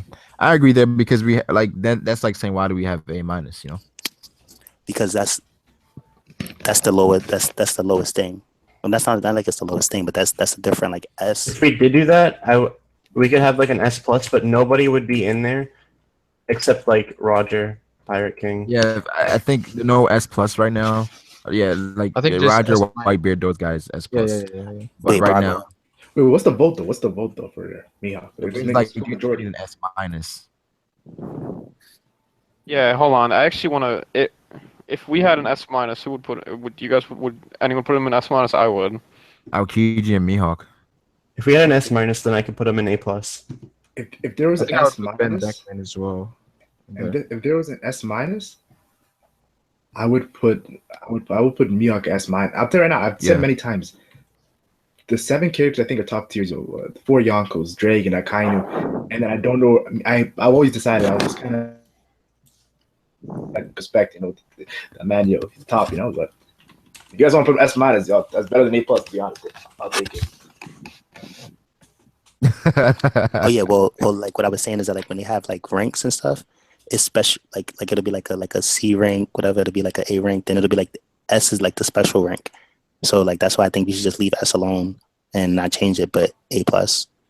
But like y'all could do it though. I know that like me personally, I'm not doing the S minus thing. I think it's like a stylistic choice. Because a lot of those characters is like Aokiji to me. Like I have Aokiji at an A anyway. Like even if you want to say he's an A plus, like I just think that like it's like people overrate a lot of these characters, and S minus just leaves more room for people to overrate people. Hold on, let's double back. We'll come back to this. But this is the last thing I want to talk about. But Aokiji, last stream as much. I will start with you, Frub. Where do you put Aokiji? I mean, I know Ty's not gonna like this, but I think he's right under Akainu. What do you mean I don't like that? Whatever. I don't mind. It's your opinion. Well, I mean, I know, but you fought tooth and nail that Akainu is way stronger than Aokiji. Not way stronger, but you know what I mean. You say Akainu. So are you saying A plus then? Yeah. Well, I would put him on S minus, but yeah, A plus, high A plus. I think he's the strongest admiral. Other than see, look. Even at like, I rather high A plus. Wait. I rather high A plus be a S minus instead of like a S minus because it's like too many S's. Like, if we're gonna put Aokiji. Wait, hold on, Mac, hold on. All right. What? No, that was. I mean, I didn't really have much to say besides that. It was just basically like, I don't know, like Aokiji has shown like the most like. He seems the most hacks out of all the admirals we've seen so far in the series, and he took Akainu to a 10-day fight. I don't think Kizaru's taking Akainu to a 10-day fight, neither is Fujitora. So you said you have Aokiji A plus Ty. I have him at an A. Why you got him an A? Because that's very disrespectful. No, it's not. It's my opinion. I'm joking. Go. So I feel like at Marine Ford, Akainu was an A plus, and I feel like Aokiji was an A. And I feel like he broke his leg. We got to take that into consideration. So I feel like because his leg broke, that he didn't grow. So while Akainu grew to an S, I feel like he's still an A. And another thing is that like I feel like that's why Dofi was able to treat Aokiji like that because he was just an A. He wasn't an A plus. So like real quick, how did he treat him? He treated him mad. You say what I said. That he treated Aokiji way mad disrespectful. Aokiji told him stop. He attacked Smoker anyway. He walked past him with his hands in his pockets off guard. Like, you know what I'm trying to say? He pretty much treated him like a scrub, like he was Smoker or something. Oh man! Like, matter of fact, he treated him like he was Smoker big brother. So you know what I'm trying to say? That's why I think he's an A. Right. And wait, like one last thing is that like him losing his leg, I also feel like that was showing that Akainu's going to that S while he's not really on that level still. But like if he never lost his leg, I would put him at an A plus. So his leg is what separates him between A plus and A. Not just that, Brago, but that's one of the many things. Yes, besides the other stuff I told you about, like how Dofi treated him, and then for like Marco kicked him. It's not like he's not really, you know. It's a lot of things that to me that like at Marineford, Kizaru was A minus, Aokiji was A, Akainu was A plus. I don't just put them equal because that's not what I seen. Matt, you there? Is Matt there? I think Matt is muted. We have a Aokiji Kuzan. Huh? I think it's Maisie's turn. Yeah. Oh, Maisie. Yeah. Can you hear me? Aokiji. Yeah, I think he's probably A plus. Like, I think that Blackbeard might be an anomaly, but I think that Blackbeard's able to take him. So I don't know. I think he's A plus. I agree. He's the second strongest. He's the second strongest out of the admirals that we know. Green Bull might be stronger, but yeah, I think he's A plus. Okay. And Blackbeard would be A plus or like S minus or some shit. Yeah, I think it'll be too disrespectful to have Aokiji at an A for me personally. Just judging by 10 days, I kind of knew that this guy was nominated by Sengoku to be Fleet Admiral, so I got to give some respect to Aokiji. So it said Shanks is the same strength, like he didn't lose any power from losing his arm. So I'm not too sure how much power he lost with losing his leg, but I got to give him an A plus. I'm gonna give him an A plus. So wait, can I ask you something real fast? Ask me, yeah. All right. So you said Aokiji missing a leg, he loses nothing. I said I don't know how much he lost in power, but I'm still gonna put him A plus. All right. So I just want to put this out there. Let's say if Aokiji got a third arm, right? He got another arm to his right. Wouldn't that make him stronger? It might fuck with him. It might make him weaker. I don't know. Yeah. So like here's the thing. If he had 4 arms like Goro, wouldn't that make him stronger? So that's why like for me, I take some off because like he's not the same. Yeah. Machamp. Wait, Pharaoh, what do you think? Are we using the S minus as well, or just the A plus? Sure, if you so desire. I would have him at a S minus. Now the reason is, well, while we have a Kaino at a regular S, I think Aokiji is slightly weaker than a Kaino because of the 10-day fight. Like the fight went on for 10 days because they were so equal that no side was actually given out till like 10 days. So and Jinbei did say like it could be like Luffy versus Cracker though. I mean, you don't know what happened, but I agree. Yeah, he was running for 9 days and made an icebreaker. And Jinbei did state like 2 of them were equal. That was from the manga, but yeah, S minus, or if we're using the A plus. Yeah. So yeah, if we're using S minus, I put Aokiji there as well. I feel like Aokiji was pretty much tied with Akainu for most of it, and Akainu found a way to break through. So I put Akainu, I give him the respect to have him higher than Aokiji, but I mean, come on, like have Aokiji like anything less. That's not respecting like the fight and what we know about it, because close. It was so close, and Aokiji, based on what we've seen, is like probably the second strongest admiral we've seen.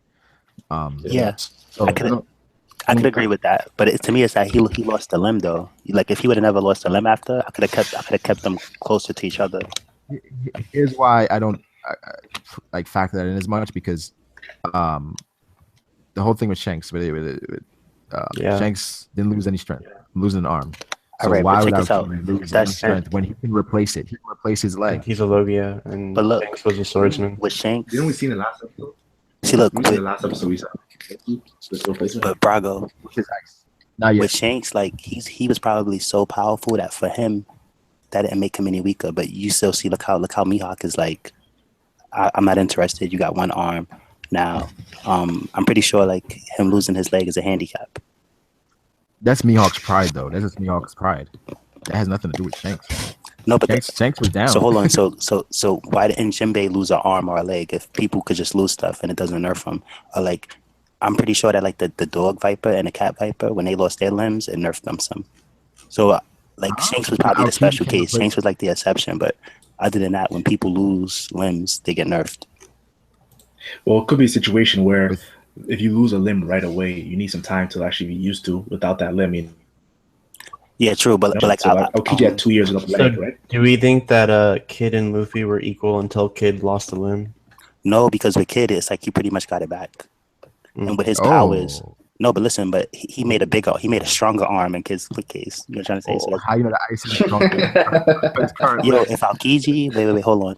If Aokiji had some brolic super leg, like some giant joint like Kid has his arm, that'd be different. He'd be making kicking people. His ice that he's walking around on is not stronger than his leg. I mean that like it's not bigger. Kid has like a monster arm. Just because huge ice leg. Yeah, when he puts Haki on it and stuff. But I mean like the size of it, you could tell that like. What if it's? Aokiji should pull the Zephyr. Huh? Didn't Aokiji just lose a foot? It wasn't his entire leg.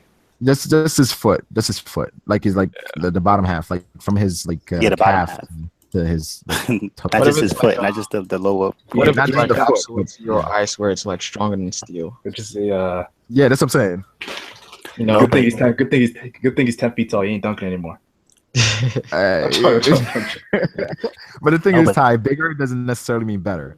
No, but I mean in Kid, you can see how with Kid that like it probably made him stronger, if anything. I don't know how kept him the same with Aokiji. But Ty wait. No, but like what the thing is, Ty's saying is like his arm is like some like crazy cyborg arm. Like, are we gonna say Frankie would be stronger if he was a full human compared to a cyborg? Yeah, and another thing is that it's a joint between his legs and his upper side of his leg that's all ice now. So it's like he loses mobility. You know what I'm trying to say? Like, yeah, he can make a solid ice, but you know he's missing joints now. Like in Ty's defense, I think what he even said before, if Aokiji came back with some crazy robot leg, then he would put him stronger. Wait. So we're saying that because Aokiji is using his Logia now, like where he's using his ice to be solid. Yeah, he's missing his joints. But Kid is using his metal. Yeah, but his devil fruit gives him control over it. Doesn't Aokiji use a sword, like ice sword? Doesn't he use an ice sword? He has it. I don't think it's the same as Kizaru's. I think Kizaru's sword is like he uses it more often. Yeah, it's just made of ice. I don't see how he can let Kid using his devil fruit power. He's the same. He's different though. He has way more power. He can make the arm as big or as small as he wants to. He can he has way more control over it. The ice as big as he wants it to. Brago, but look, Kid has it like a robot arm. Another thing is that's just his power, though. He still has his power makes it like that. With Aokiji, well, can he just coat the leg with armor haki? Wait, yes. Aokiji's just using that. He's just turning the ice solid in place of his leg. But I'm trying to say is that he's missing joints that way. Like he has a solid thing of ice. Like you can't be the same speed if you're missing like a joint. So like say if he broke his fist instead, right? No fist, right? So he makes the ice fist. That fist has to take a punch if he wants to punch. It has to be spread out if he wants to smack. He can't manipulate the ice like that. It's doing one thing. So he has it making one solid leg. He doesn't have his joints anymore. You might have a certain point to where, like, do we think Aokiji loses speed from having an ice leg? It depends how it functions. I don't know. He's not a speed fighter, so I mean, it still affects him though. Yeah. If Fuji is blind and he can like basically see what people can't see, I think Aokiji having just a leg injury wouldn't be too bad. Yo, Aokiji would probably lose to Fuji because, like, look, if he's having a battle with Fuji, right? Wait, I'm gonna explain. If he's having a battle with Fuji, right? Remember when Fuji could tell that Sabo was fire? Like he could see the colors. Yeah. So Fuji's gonna see that Aokiji's fine, but his foot is blue, and he's gonna aim for his foot. Well, he's going to ornament hockey off that foot, though. Wait. You literally feel like Aokiji's only his fucking blitz Doflamingo and cut his head off, like with one leg. Like I don't. No, I'm not gonna lie. I think Aokiji's only at a disadvantage if someone has a stronger armored haki than him, to the point in which they then he'll lose balance, lose speed, and stuff like that. You know, because if he has, I think I just looked at the footage of his ice forming, and it's hard to tell, but it looks like the ice forms like right where his knee starts or ends, so he might still have his joint. I'm not sure. He still has his joint. It seems like he still has it.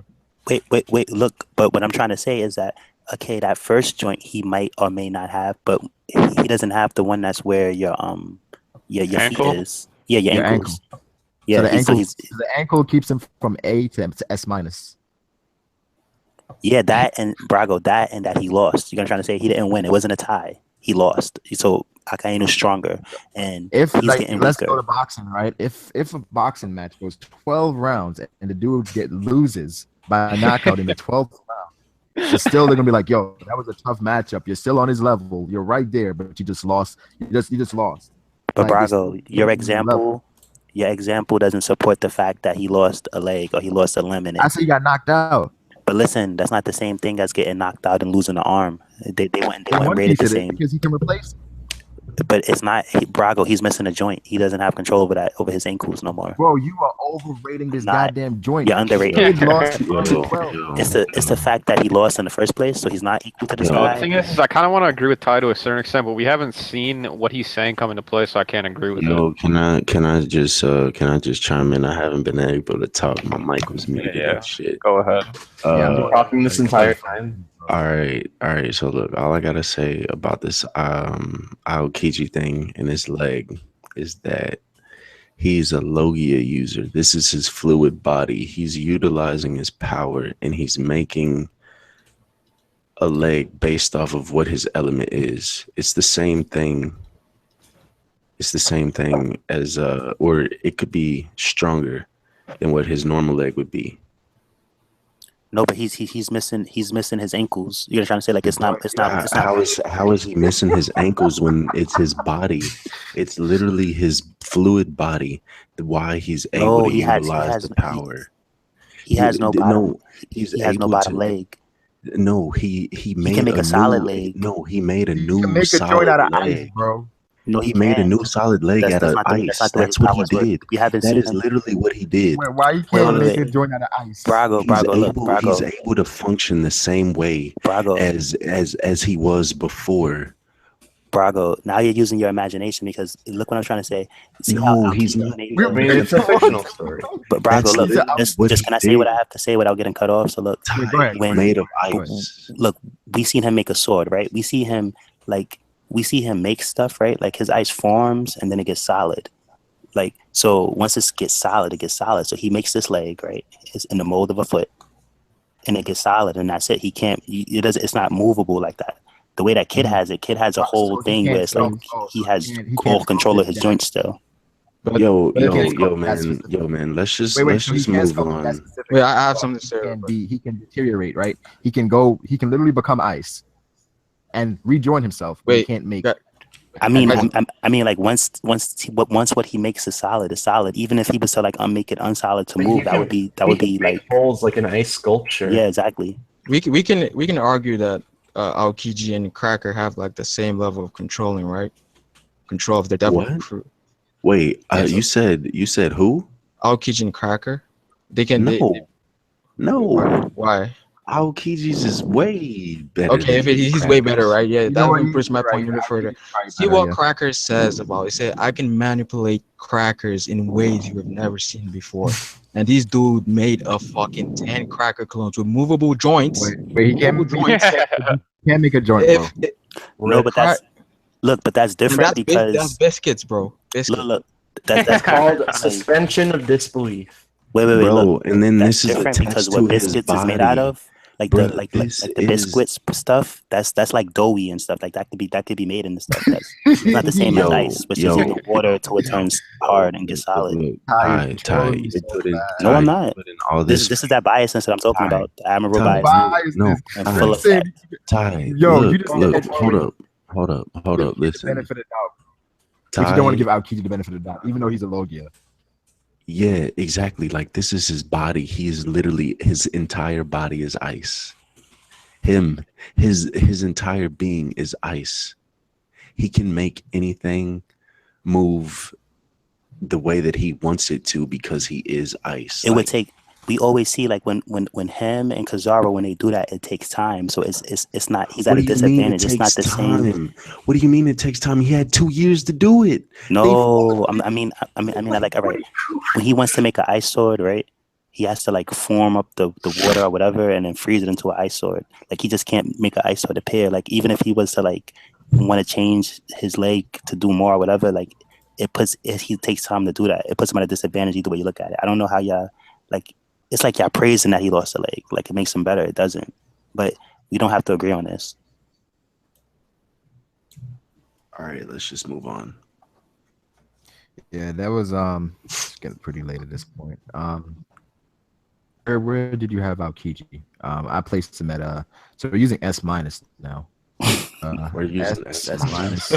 What? Yeah. Oh goodness. I got him at A+. I got him at A+. Same. Well, yeah, I have him at A+. But you know, I think that Aokiji might have possibly joined the revolutionaries. So yeah, you know, I don't know. He could be a S. He could be an A+. We'll just put him at A+ for now, because I'm not trying to carry anything on. Yeah, I can't put him at S just because if Aokiji can beat a Yonko, I don't even. That just kind of changes my whole entire perspective on the story. Yeah, exactly. So that's why I would put him at A+, because he probably can't beat a Yonko. He can probably just fight against one. Yeah. The thing, do we think Akainu can beat a Yonko? I think that Akainu? Blackbeard could defeat him. I think that Akainu could probably defeat Blackbeard at this point. I thought you said Aokiji. Sorry. Yeah, I feel like I don't know. I definitely think Akainu's on that S tier for sure. Where he stands, I don't know. It's hard to say. I feel like he has the best chance out of all the Admirals. Like I feel like he's like low in S, and while the other Yonkos are probably like a mid S to high S. Akainu probably has the best chance out of all the Admirals to defeat a Yonko. Yeah, that's what I mean. Yeah, I say that. And this what I'm saying is basically this would be flipped. If like Aokiji had beaten Akainu after the 10th day, right? Yeah, of course. If wait, hold on. If Aokiji was in Akainu's place and things switched, everything would be the same. Yeah, he would stand that same chance. And I would be saying the same thing about Akainu. Like, you know, he's right. So, those are like such slim margins, but I get it. I understand. Aokiji lost, so all right, so we got Aokiji, Mihawk, and those guys. And wait, Matt, you said, were you gonna say something? I was saying this off stream yesterday. Like, when that fight was over, the Akainu and Aokiji fight, right? If I seen Akainu in a wheelchair, I would give Aokiji way more credit. If I seen Akainu in a wheelchair, yo, he gave him the business, and he's in a wheelchair now. That one guy's in a wheelchair, the other guy lost his leg. That's equal. Right. Akainu was in a wheelchair for 3 months after the fight. How is it equal? Because no, not 100% equal. But I'm just saying though, like he gave this guy no like long lasting damage. Like, or no, you know what I'm trying to say? Like if he was in a wheelchair, I could see like, yo, that was a tie right there. And Leo, we already went over this. The only reason why we even know that Aokiji's leg is fucked up is because we saw Film Z. If we hadn't seen Film Z, we wouldn't know, because it was never shown in the manga. It was never shown in the story. All right, but when Aokiji's leg was messed up, so how do we know that Akainu isn't messed up? We haven't seen. That's not true. Did we see his full body or no? We haven't seen his full body. We seen his full body. Scars. We seen Akainu's full body after Dofi got defeated with the Gorosei, and he's fine. Okay, but he has scars all over his body. Well, yeah, scars is nothing. He has scars on his neck. He has scars on his neck. His ears sliced. Like, dude, come on now. That's nothing compared to losing a leg. No, what if the dude lost his stomach or something? Yeah, you wouldn't know. Come on, you're reaching. You wouldn't. Like, it could be possible, bro. He has clothes on and all of that, dude. Like, come on. Like, because we saw Aokiji in the back, and we saw his whole body. You know, if we see Akainu in a bath and he has like this huge hole on his left side. Yo, they said Aoki like remember when Jinbei was telling them what happened? They said both of them suffered like heavy injuries. Both. So Jinbei has a spy cam. No, Akainu, like he knows, like we seen Jinbei is Jumbo Alert. He has a blog. Like he told us about Payback War. Like Jinbei, he knows everything, man. He has like little fish on but what I'm saying is that goes around the panels where it's the way that news goes around in One Piece. The panels where Akainu's talking to the Gorosei, besides the scratches and the little thing on his ear, he's fine. Like obviously, I don't know why y'all don't want to. It's like obviously Aokiji suffered more damage. I don't know what's so hard to understand about that. That's what the story shows us. Jinbei was being a chatty patty anyway. Like what Jinbei know about that? Chatty patty. Krabby Patty. No. Okay, but look, Ty. This is what you're doing. This is what you're doing. So, how do you receive news in One Piece, right? How do you receive news? All right, look. What Jinbei said was answer the question. Answer the question. What Jinbei said was a cool heads up. News in One Piece? How do you receive news? I'm talking. What Jinbei said was a cool heads up, but I got to see Akainu myself when he talked to the Gorosei. So you can try. Yo, how does news besides go around minor in One scars Piece? in his air? How does news go around in One Piece? The newspaper. Okay, so what you're saying? Not only the newspaper, though, but that's one way. No, but what you're saying is, so Jinbei probably found out about everything through the news or through people that just talking to throughout the One Piece world. And that's not 100% accurate. You know that. Oh, yeah, it's not always 100% accurate. So, okay, exactly. And so we seen Akainu, he was fine. He took no severe damage like Aokiji does. So here's the thing. So you're saying a chopped up ass fucking ear and that's scars nothing. all over your chest? Give me the chopped up ear any day. Like over losing a leg. All right, bro. Mike Tyson. Like if if I could fight you right now, and if I could take Akainu's damage and you could take Aokiji's, I'll leave it like that. Yo, can we go on to something else? This is always the same thing. It literally is. Well, Brago said he's about to end the stream soon. Had a fire ear. Brago, we done? Yeah, I feel like we covered a bunch of characters today. Wait, one more question, guys. Do you think Kong is? What level do you guys have Kong at? Oh, I don't even want to talk about this because I have no fucking clue. Yeah, me either. We didn't see nothing from him. I think we just know that he used to be the former fleet admiral. I would put him in as S in a prime. Yeah, prime. You got put him in. Yeah, true. I don't know how much he's got nerfed in the story so far. So yeah. I'm not gonna... True. Wait. Let me ask you guys this: what do you guys put on? What's his name now? What's his name? Sengoku. Sengoku and Garp. Oh shit! This Sengoku and Garp. Right now or pre-time skip? Right now. Oh right man. now. They're probably first grade of Yonko. That's hard, bro. Probably A. A. Like yeah, somewhere from A minus to A. A plus. Yeah, A minus, right? Or yeah, A. I don't think I can go as low as A minus, but A maybe. Sorry, who? Yeah, I'd go A. Sengoku and Garp. Oh, Garp? So, I don't know. I don't want to trigger theories. Okay, no. I think Garp is. Look, this is all just a guessing game at this point. By the way, I have a question. How strong is Sabo? How strong is Sabo whenever he gets reintroduced? When he gets reintroduced, that's impossible. He's probably gonna be an A. Are we assuming he's mastered? Well, not mastered, but he's got a good. When we see Sabo again, I think Sabo's gonna be A plus. Yeah, I can see that. A plus. I think. Well, what I'm trying to say, we see him soon. A. We see him later on. A plus. Yeah, I agree with that. Because I think we're going to see him at the Reverie. I felt like he was an A now. I would say I feel like he was an A minus now. When we saw Sabo, I would give him an A. Right. Yeah, I would give Sabo an A right now. Right now, yeah. Right now. Because but Luffy's after like we see him, B plus A minus, right? You said Luffy? I gave Sabo and Fuji both A minuses. But where's Luffy right now? A. No, I would not put him at A. Yeah. But where's Luffy? B plus.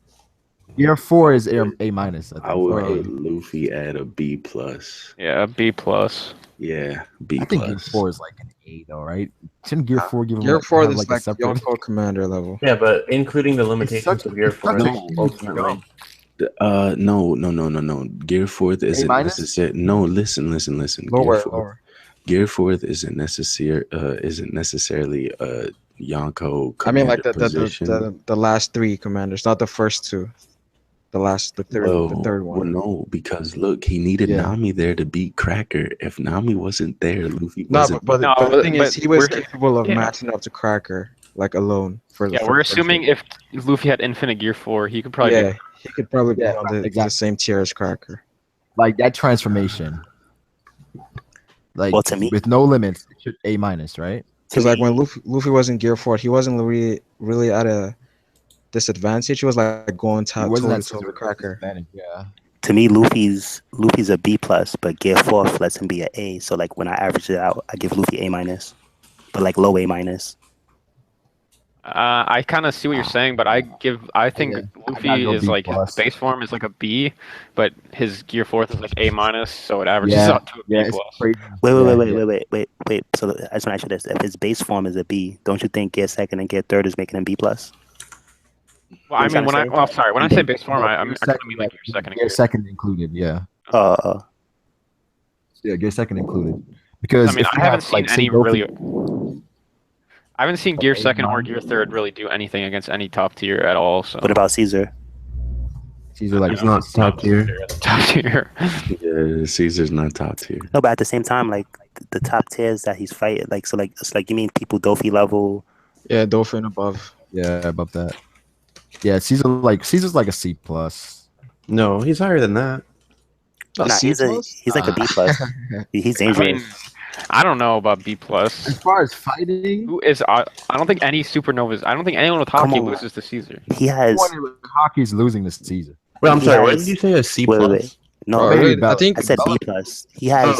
He has poison. His poison is not as bad as Magellan's, but he's still a problem. I think Bellamy loses to Caesar. Okay, to Caesar. Wait. So where do you guys put Caesar? Like, I put a B plus. B. I think max I can put him as B minus. B minus or B. Yeah, B plus. Luffy's like.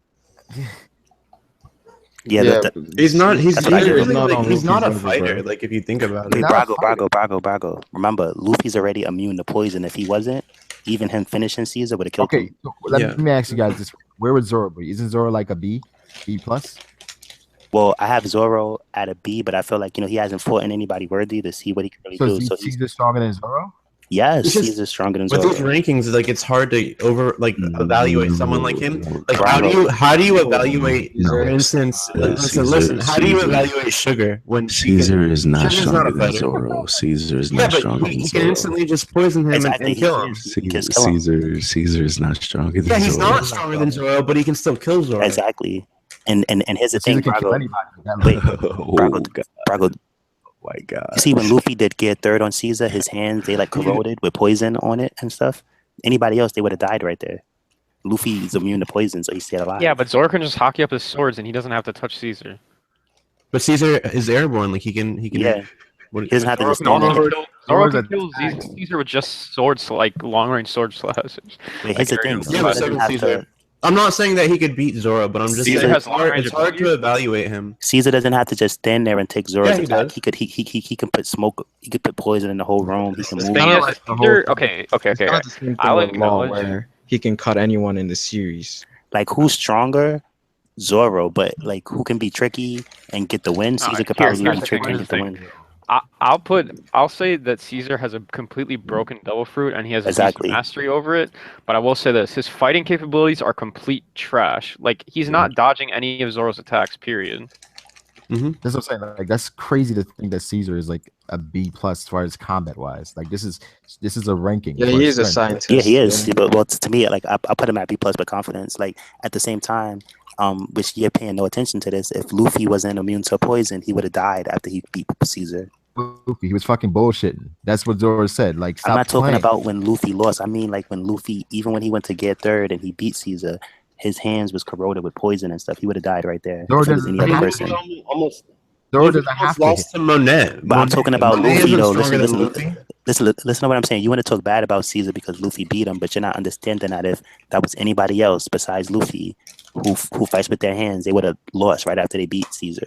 Yeah, but Zoro also tells Luffy that he needs to take shit poison. more seriously, and Zoro would take that seriously and not let that happen. Most likely. No, but listen, but you're still talking about somebody who's using swords, and Caesar doesn't. He has more ways of poisoning him. That was just like off of. Luffy got poisoned because he touched him. That was for that. Caesar can like put poison in the whole air. I mean that like, all right, look, if Sanji was to kick Caesar, right, even if he can KO Caesar, his whole leg is going to be gone. And the poison will spread to his whole body. That's what I mean. Like, Luffy would have died right there. He's lucky he fought Magellan with Ivankov's help. If not, he would have lost to Caesar still. Yeah, but even Sanji, like, I can see if someone would say that Caesar beat Sanji, but I just can't see with Zoro. He doesn't have to physically touch Caesar at all. Sure, with Zoro, but in general. No, wait. Wait. I want to say this because you said. Are you saying that Luffy only didn't die from Caesar is because of fighting Magellan with about when he had hockey on his whole arm? No, but the hockey wasn't stopping the poison. Yes, it was. No, it wasn't. Yes, it did. It didn't. If you hockey punch Akainu, you still get burned. Yeah. No. If your hockey's strong enough, you don't get burned. That's what the point of it is for. No, that's not true. It's to hit them through Logia. He only Luffy's immune to poison now. So like the poison that Caesar did, it wasn't hurting him. Yo, literally the poison turned his hockey white. Yeah, but it didn't affect him. No. That the reason why it didn't affect him is because of the hockey. That's not true. Well, I don't agree with that. Wait. Oh, wow. All right. Wait, Caesar's gas though. What? And Luffy, he isn't like fully immune to poison. You know that, right? Yeah, not 100%, but I mean, like, he is immune to it some because of Magellan. Isn't going to prevent you from breathing in his gas. Exactly. So this is what I'm saying. Like, as strong as Luffy is, yeah, he can beat him, but he would have died. Yo, wait, hold on.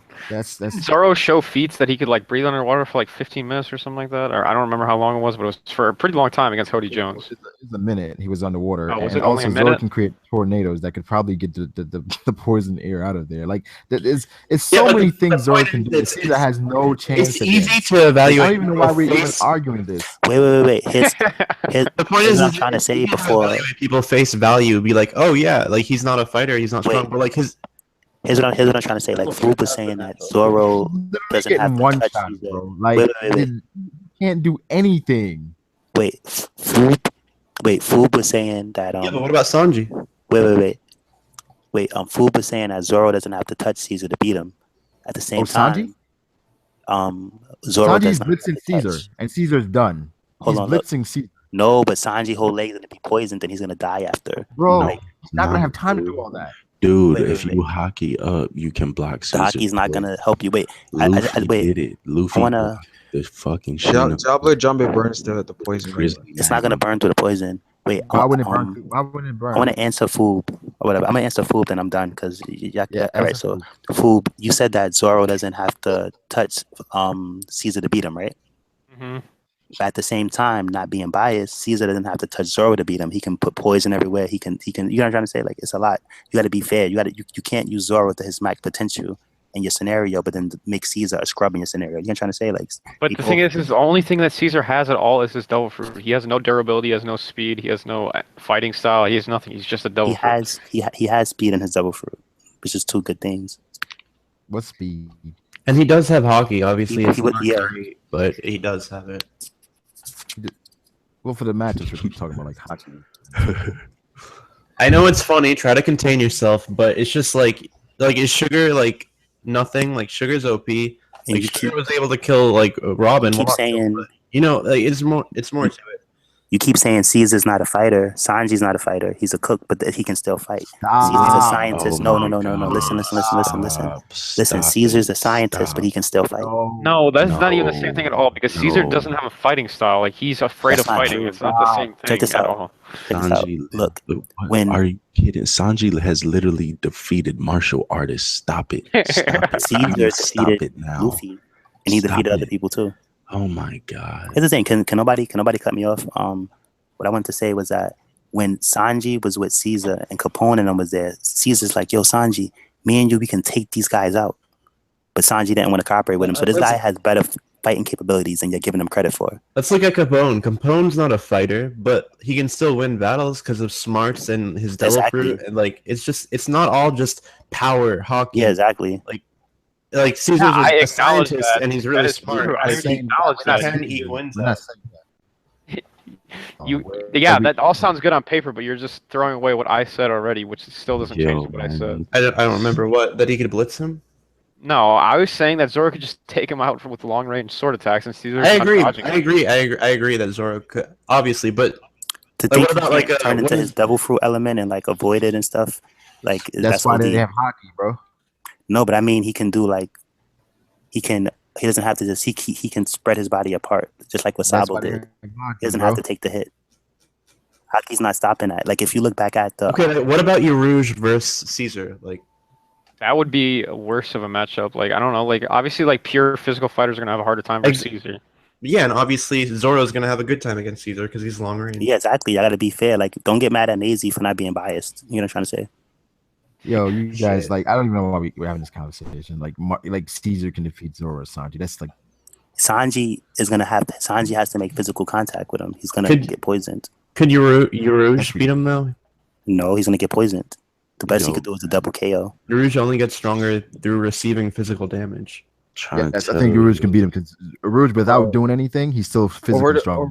Yo, like I'm kind of confused right here. Like, are we really just saying poison's this OP that like any poison is fucking Shanks is gonna die to fucking Caesar?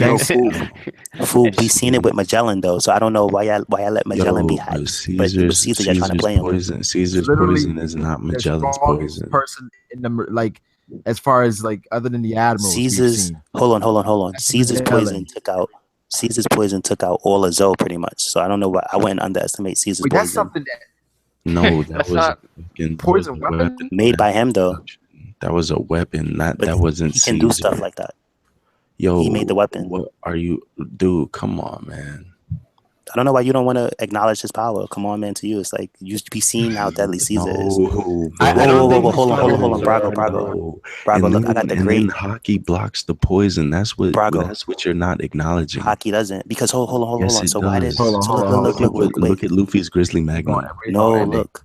So wait, look. If Hockey blocks it, why did the dog and the cat get affected by the poison? Hockey doesn't block it. And what I want to say is this, Brago. You said the dog and the cat, they didn't hockey up. They didn't fucking fool ornament. Because they can. It wouldn't have made a difference. No, hold on. There's two different things. That gas that Caesar did was more of like if you inhale it, it fucking hurts you, right? Yes. Magellan's poison is more of a thing where if it touches your skin. Wait, hold on. I don't really remember Punk Hazard. Does Caesar have an ability to where if it touches your skin, it like burns you or some shit like that? No, because it's gas. Yeah, so it only works if you breathe it in. So he also has fire and all that other shit too. Yeah, so you can easily just hold your you can easily just hold your breath, right, and just fucking blitz him. Am I wrong in thinking that or no? Oh yeah, what I want to say though about the weapon. So remember he used his devil fruit powers to take away the effects from the poison that Jack used. So if he has the reverse to clean it up, I'm pretty sure he can output stuff like that when he tries harder. Like Caesar is definitely hacks. I think Caesar's underrated. I don't think he's stronger than Zoro or anything like that, though. Yeah, I feel like Caesar, if he joined the crew, he'd be right on the Zoro and Sanji. I think he would be similar to like Usopp in fighting style, except he could use his creations. Like, you know, he creates weapons and all that stuff too. Like, he would be like a weird fighter. I think Caesar would be a beast in a support role, but like not combat force. Like, I can definitely agree with that. But he would like have great traps. He would like probably amplify the things Usopp can do. But no. But anyways, we're going to there. Probably do some more characters next week. Like the stream people. Anybody else got anything else? Any closing thoughts before we end this? Caesar for Sanji's trash. Carrot for Nakama. It's the carrot for Nakama. Yeah. Jinbei. Fuck Jinbei. I hope he dies in the fucking war. Let's leave Whole Cake Island and keep Sanji there and get One Piece rolling. That's probably such a fucking drunk. Jinbei's a guppy. You get Fruit. What's your rating for Caesar? B minus. Ty. B plus. Matt. B flat B. B minus. Said a B, Maisie? Yeah, B flat minus. Pharaoh. B.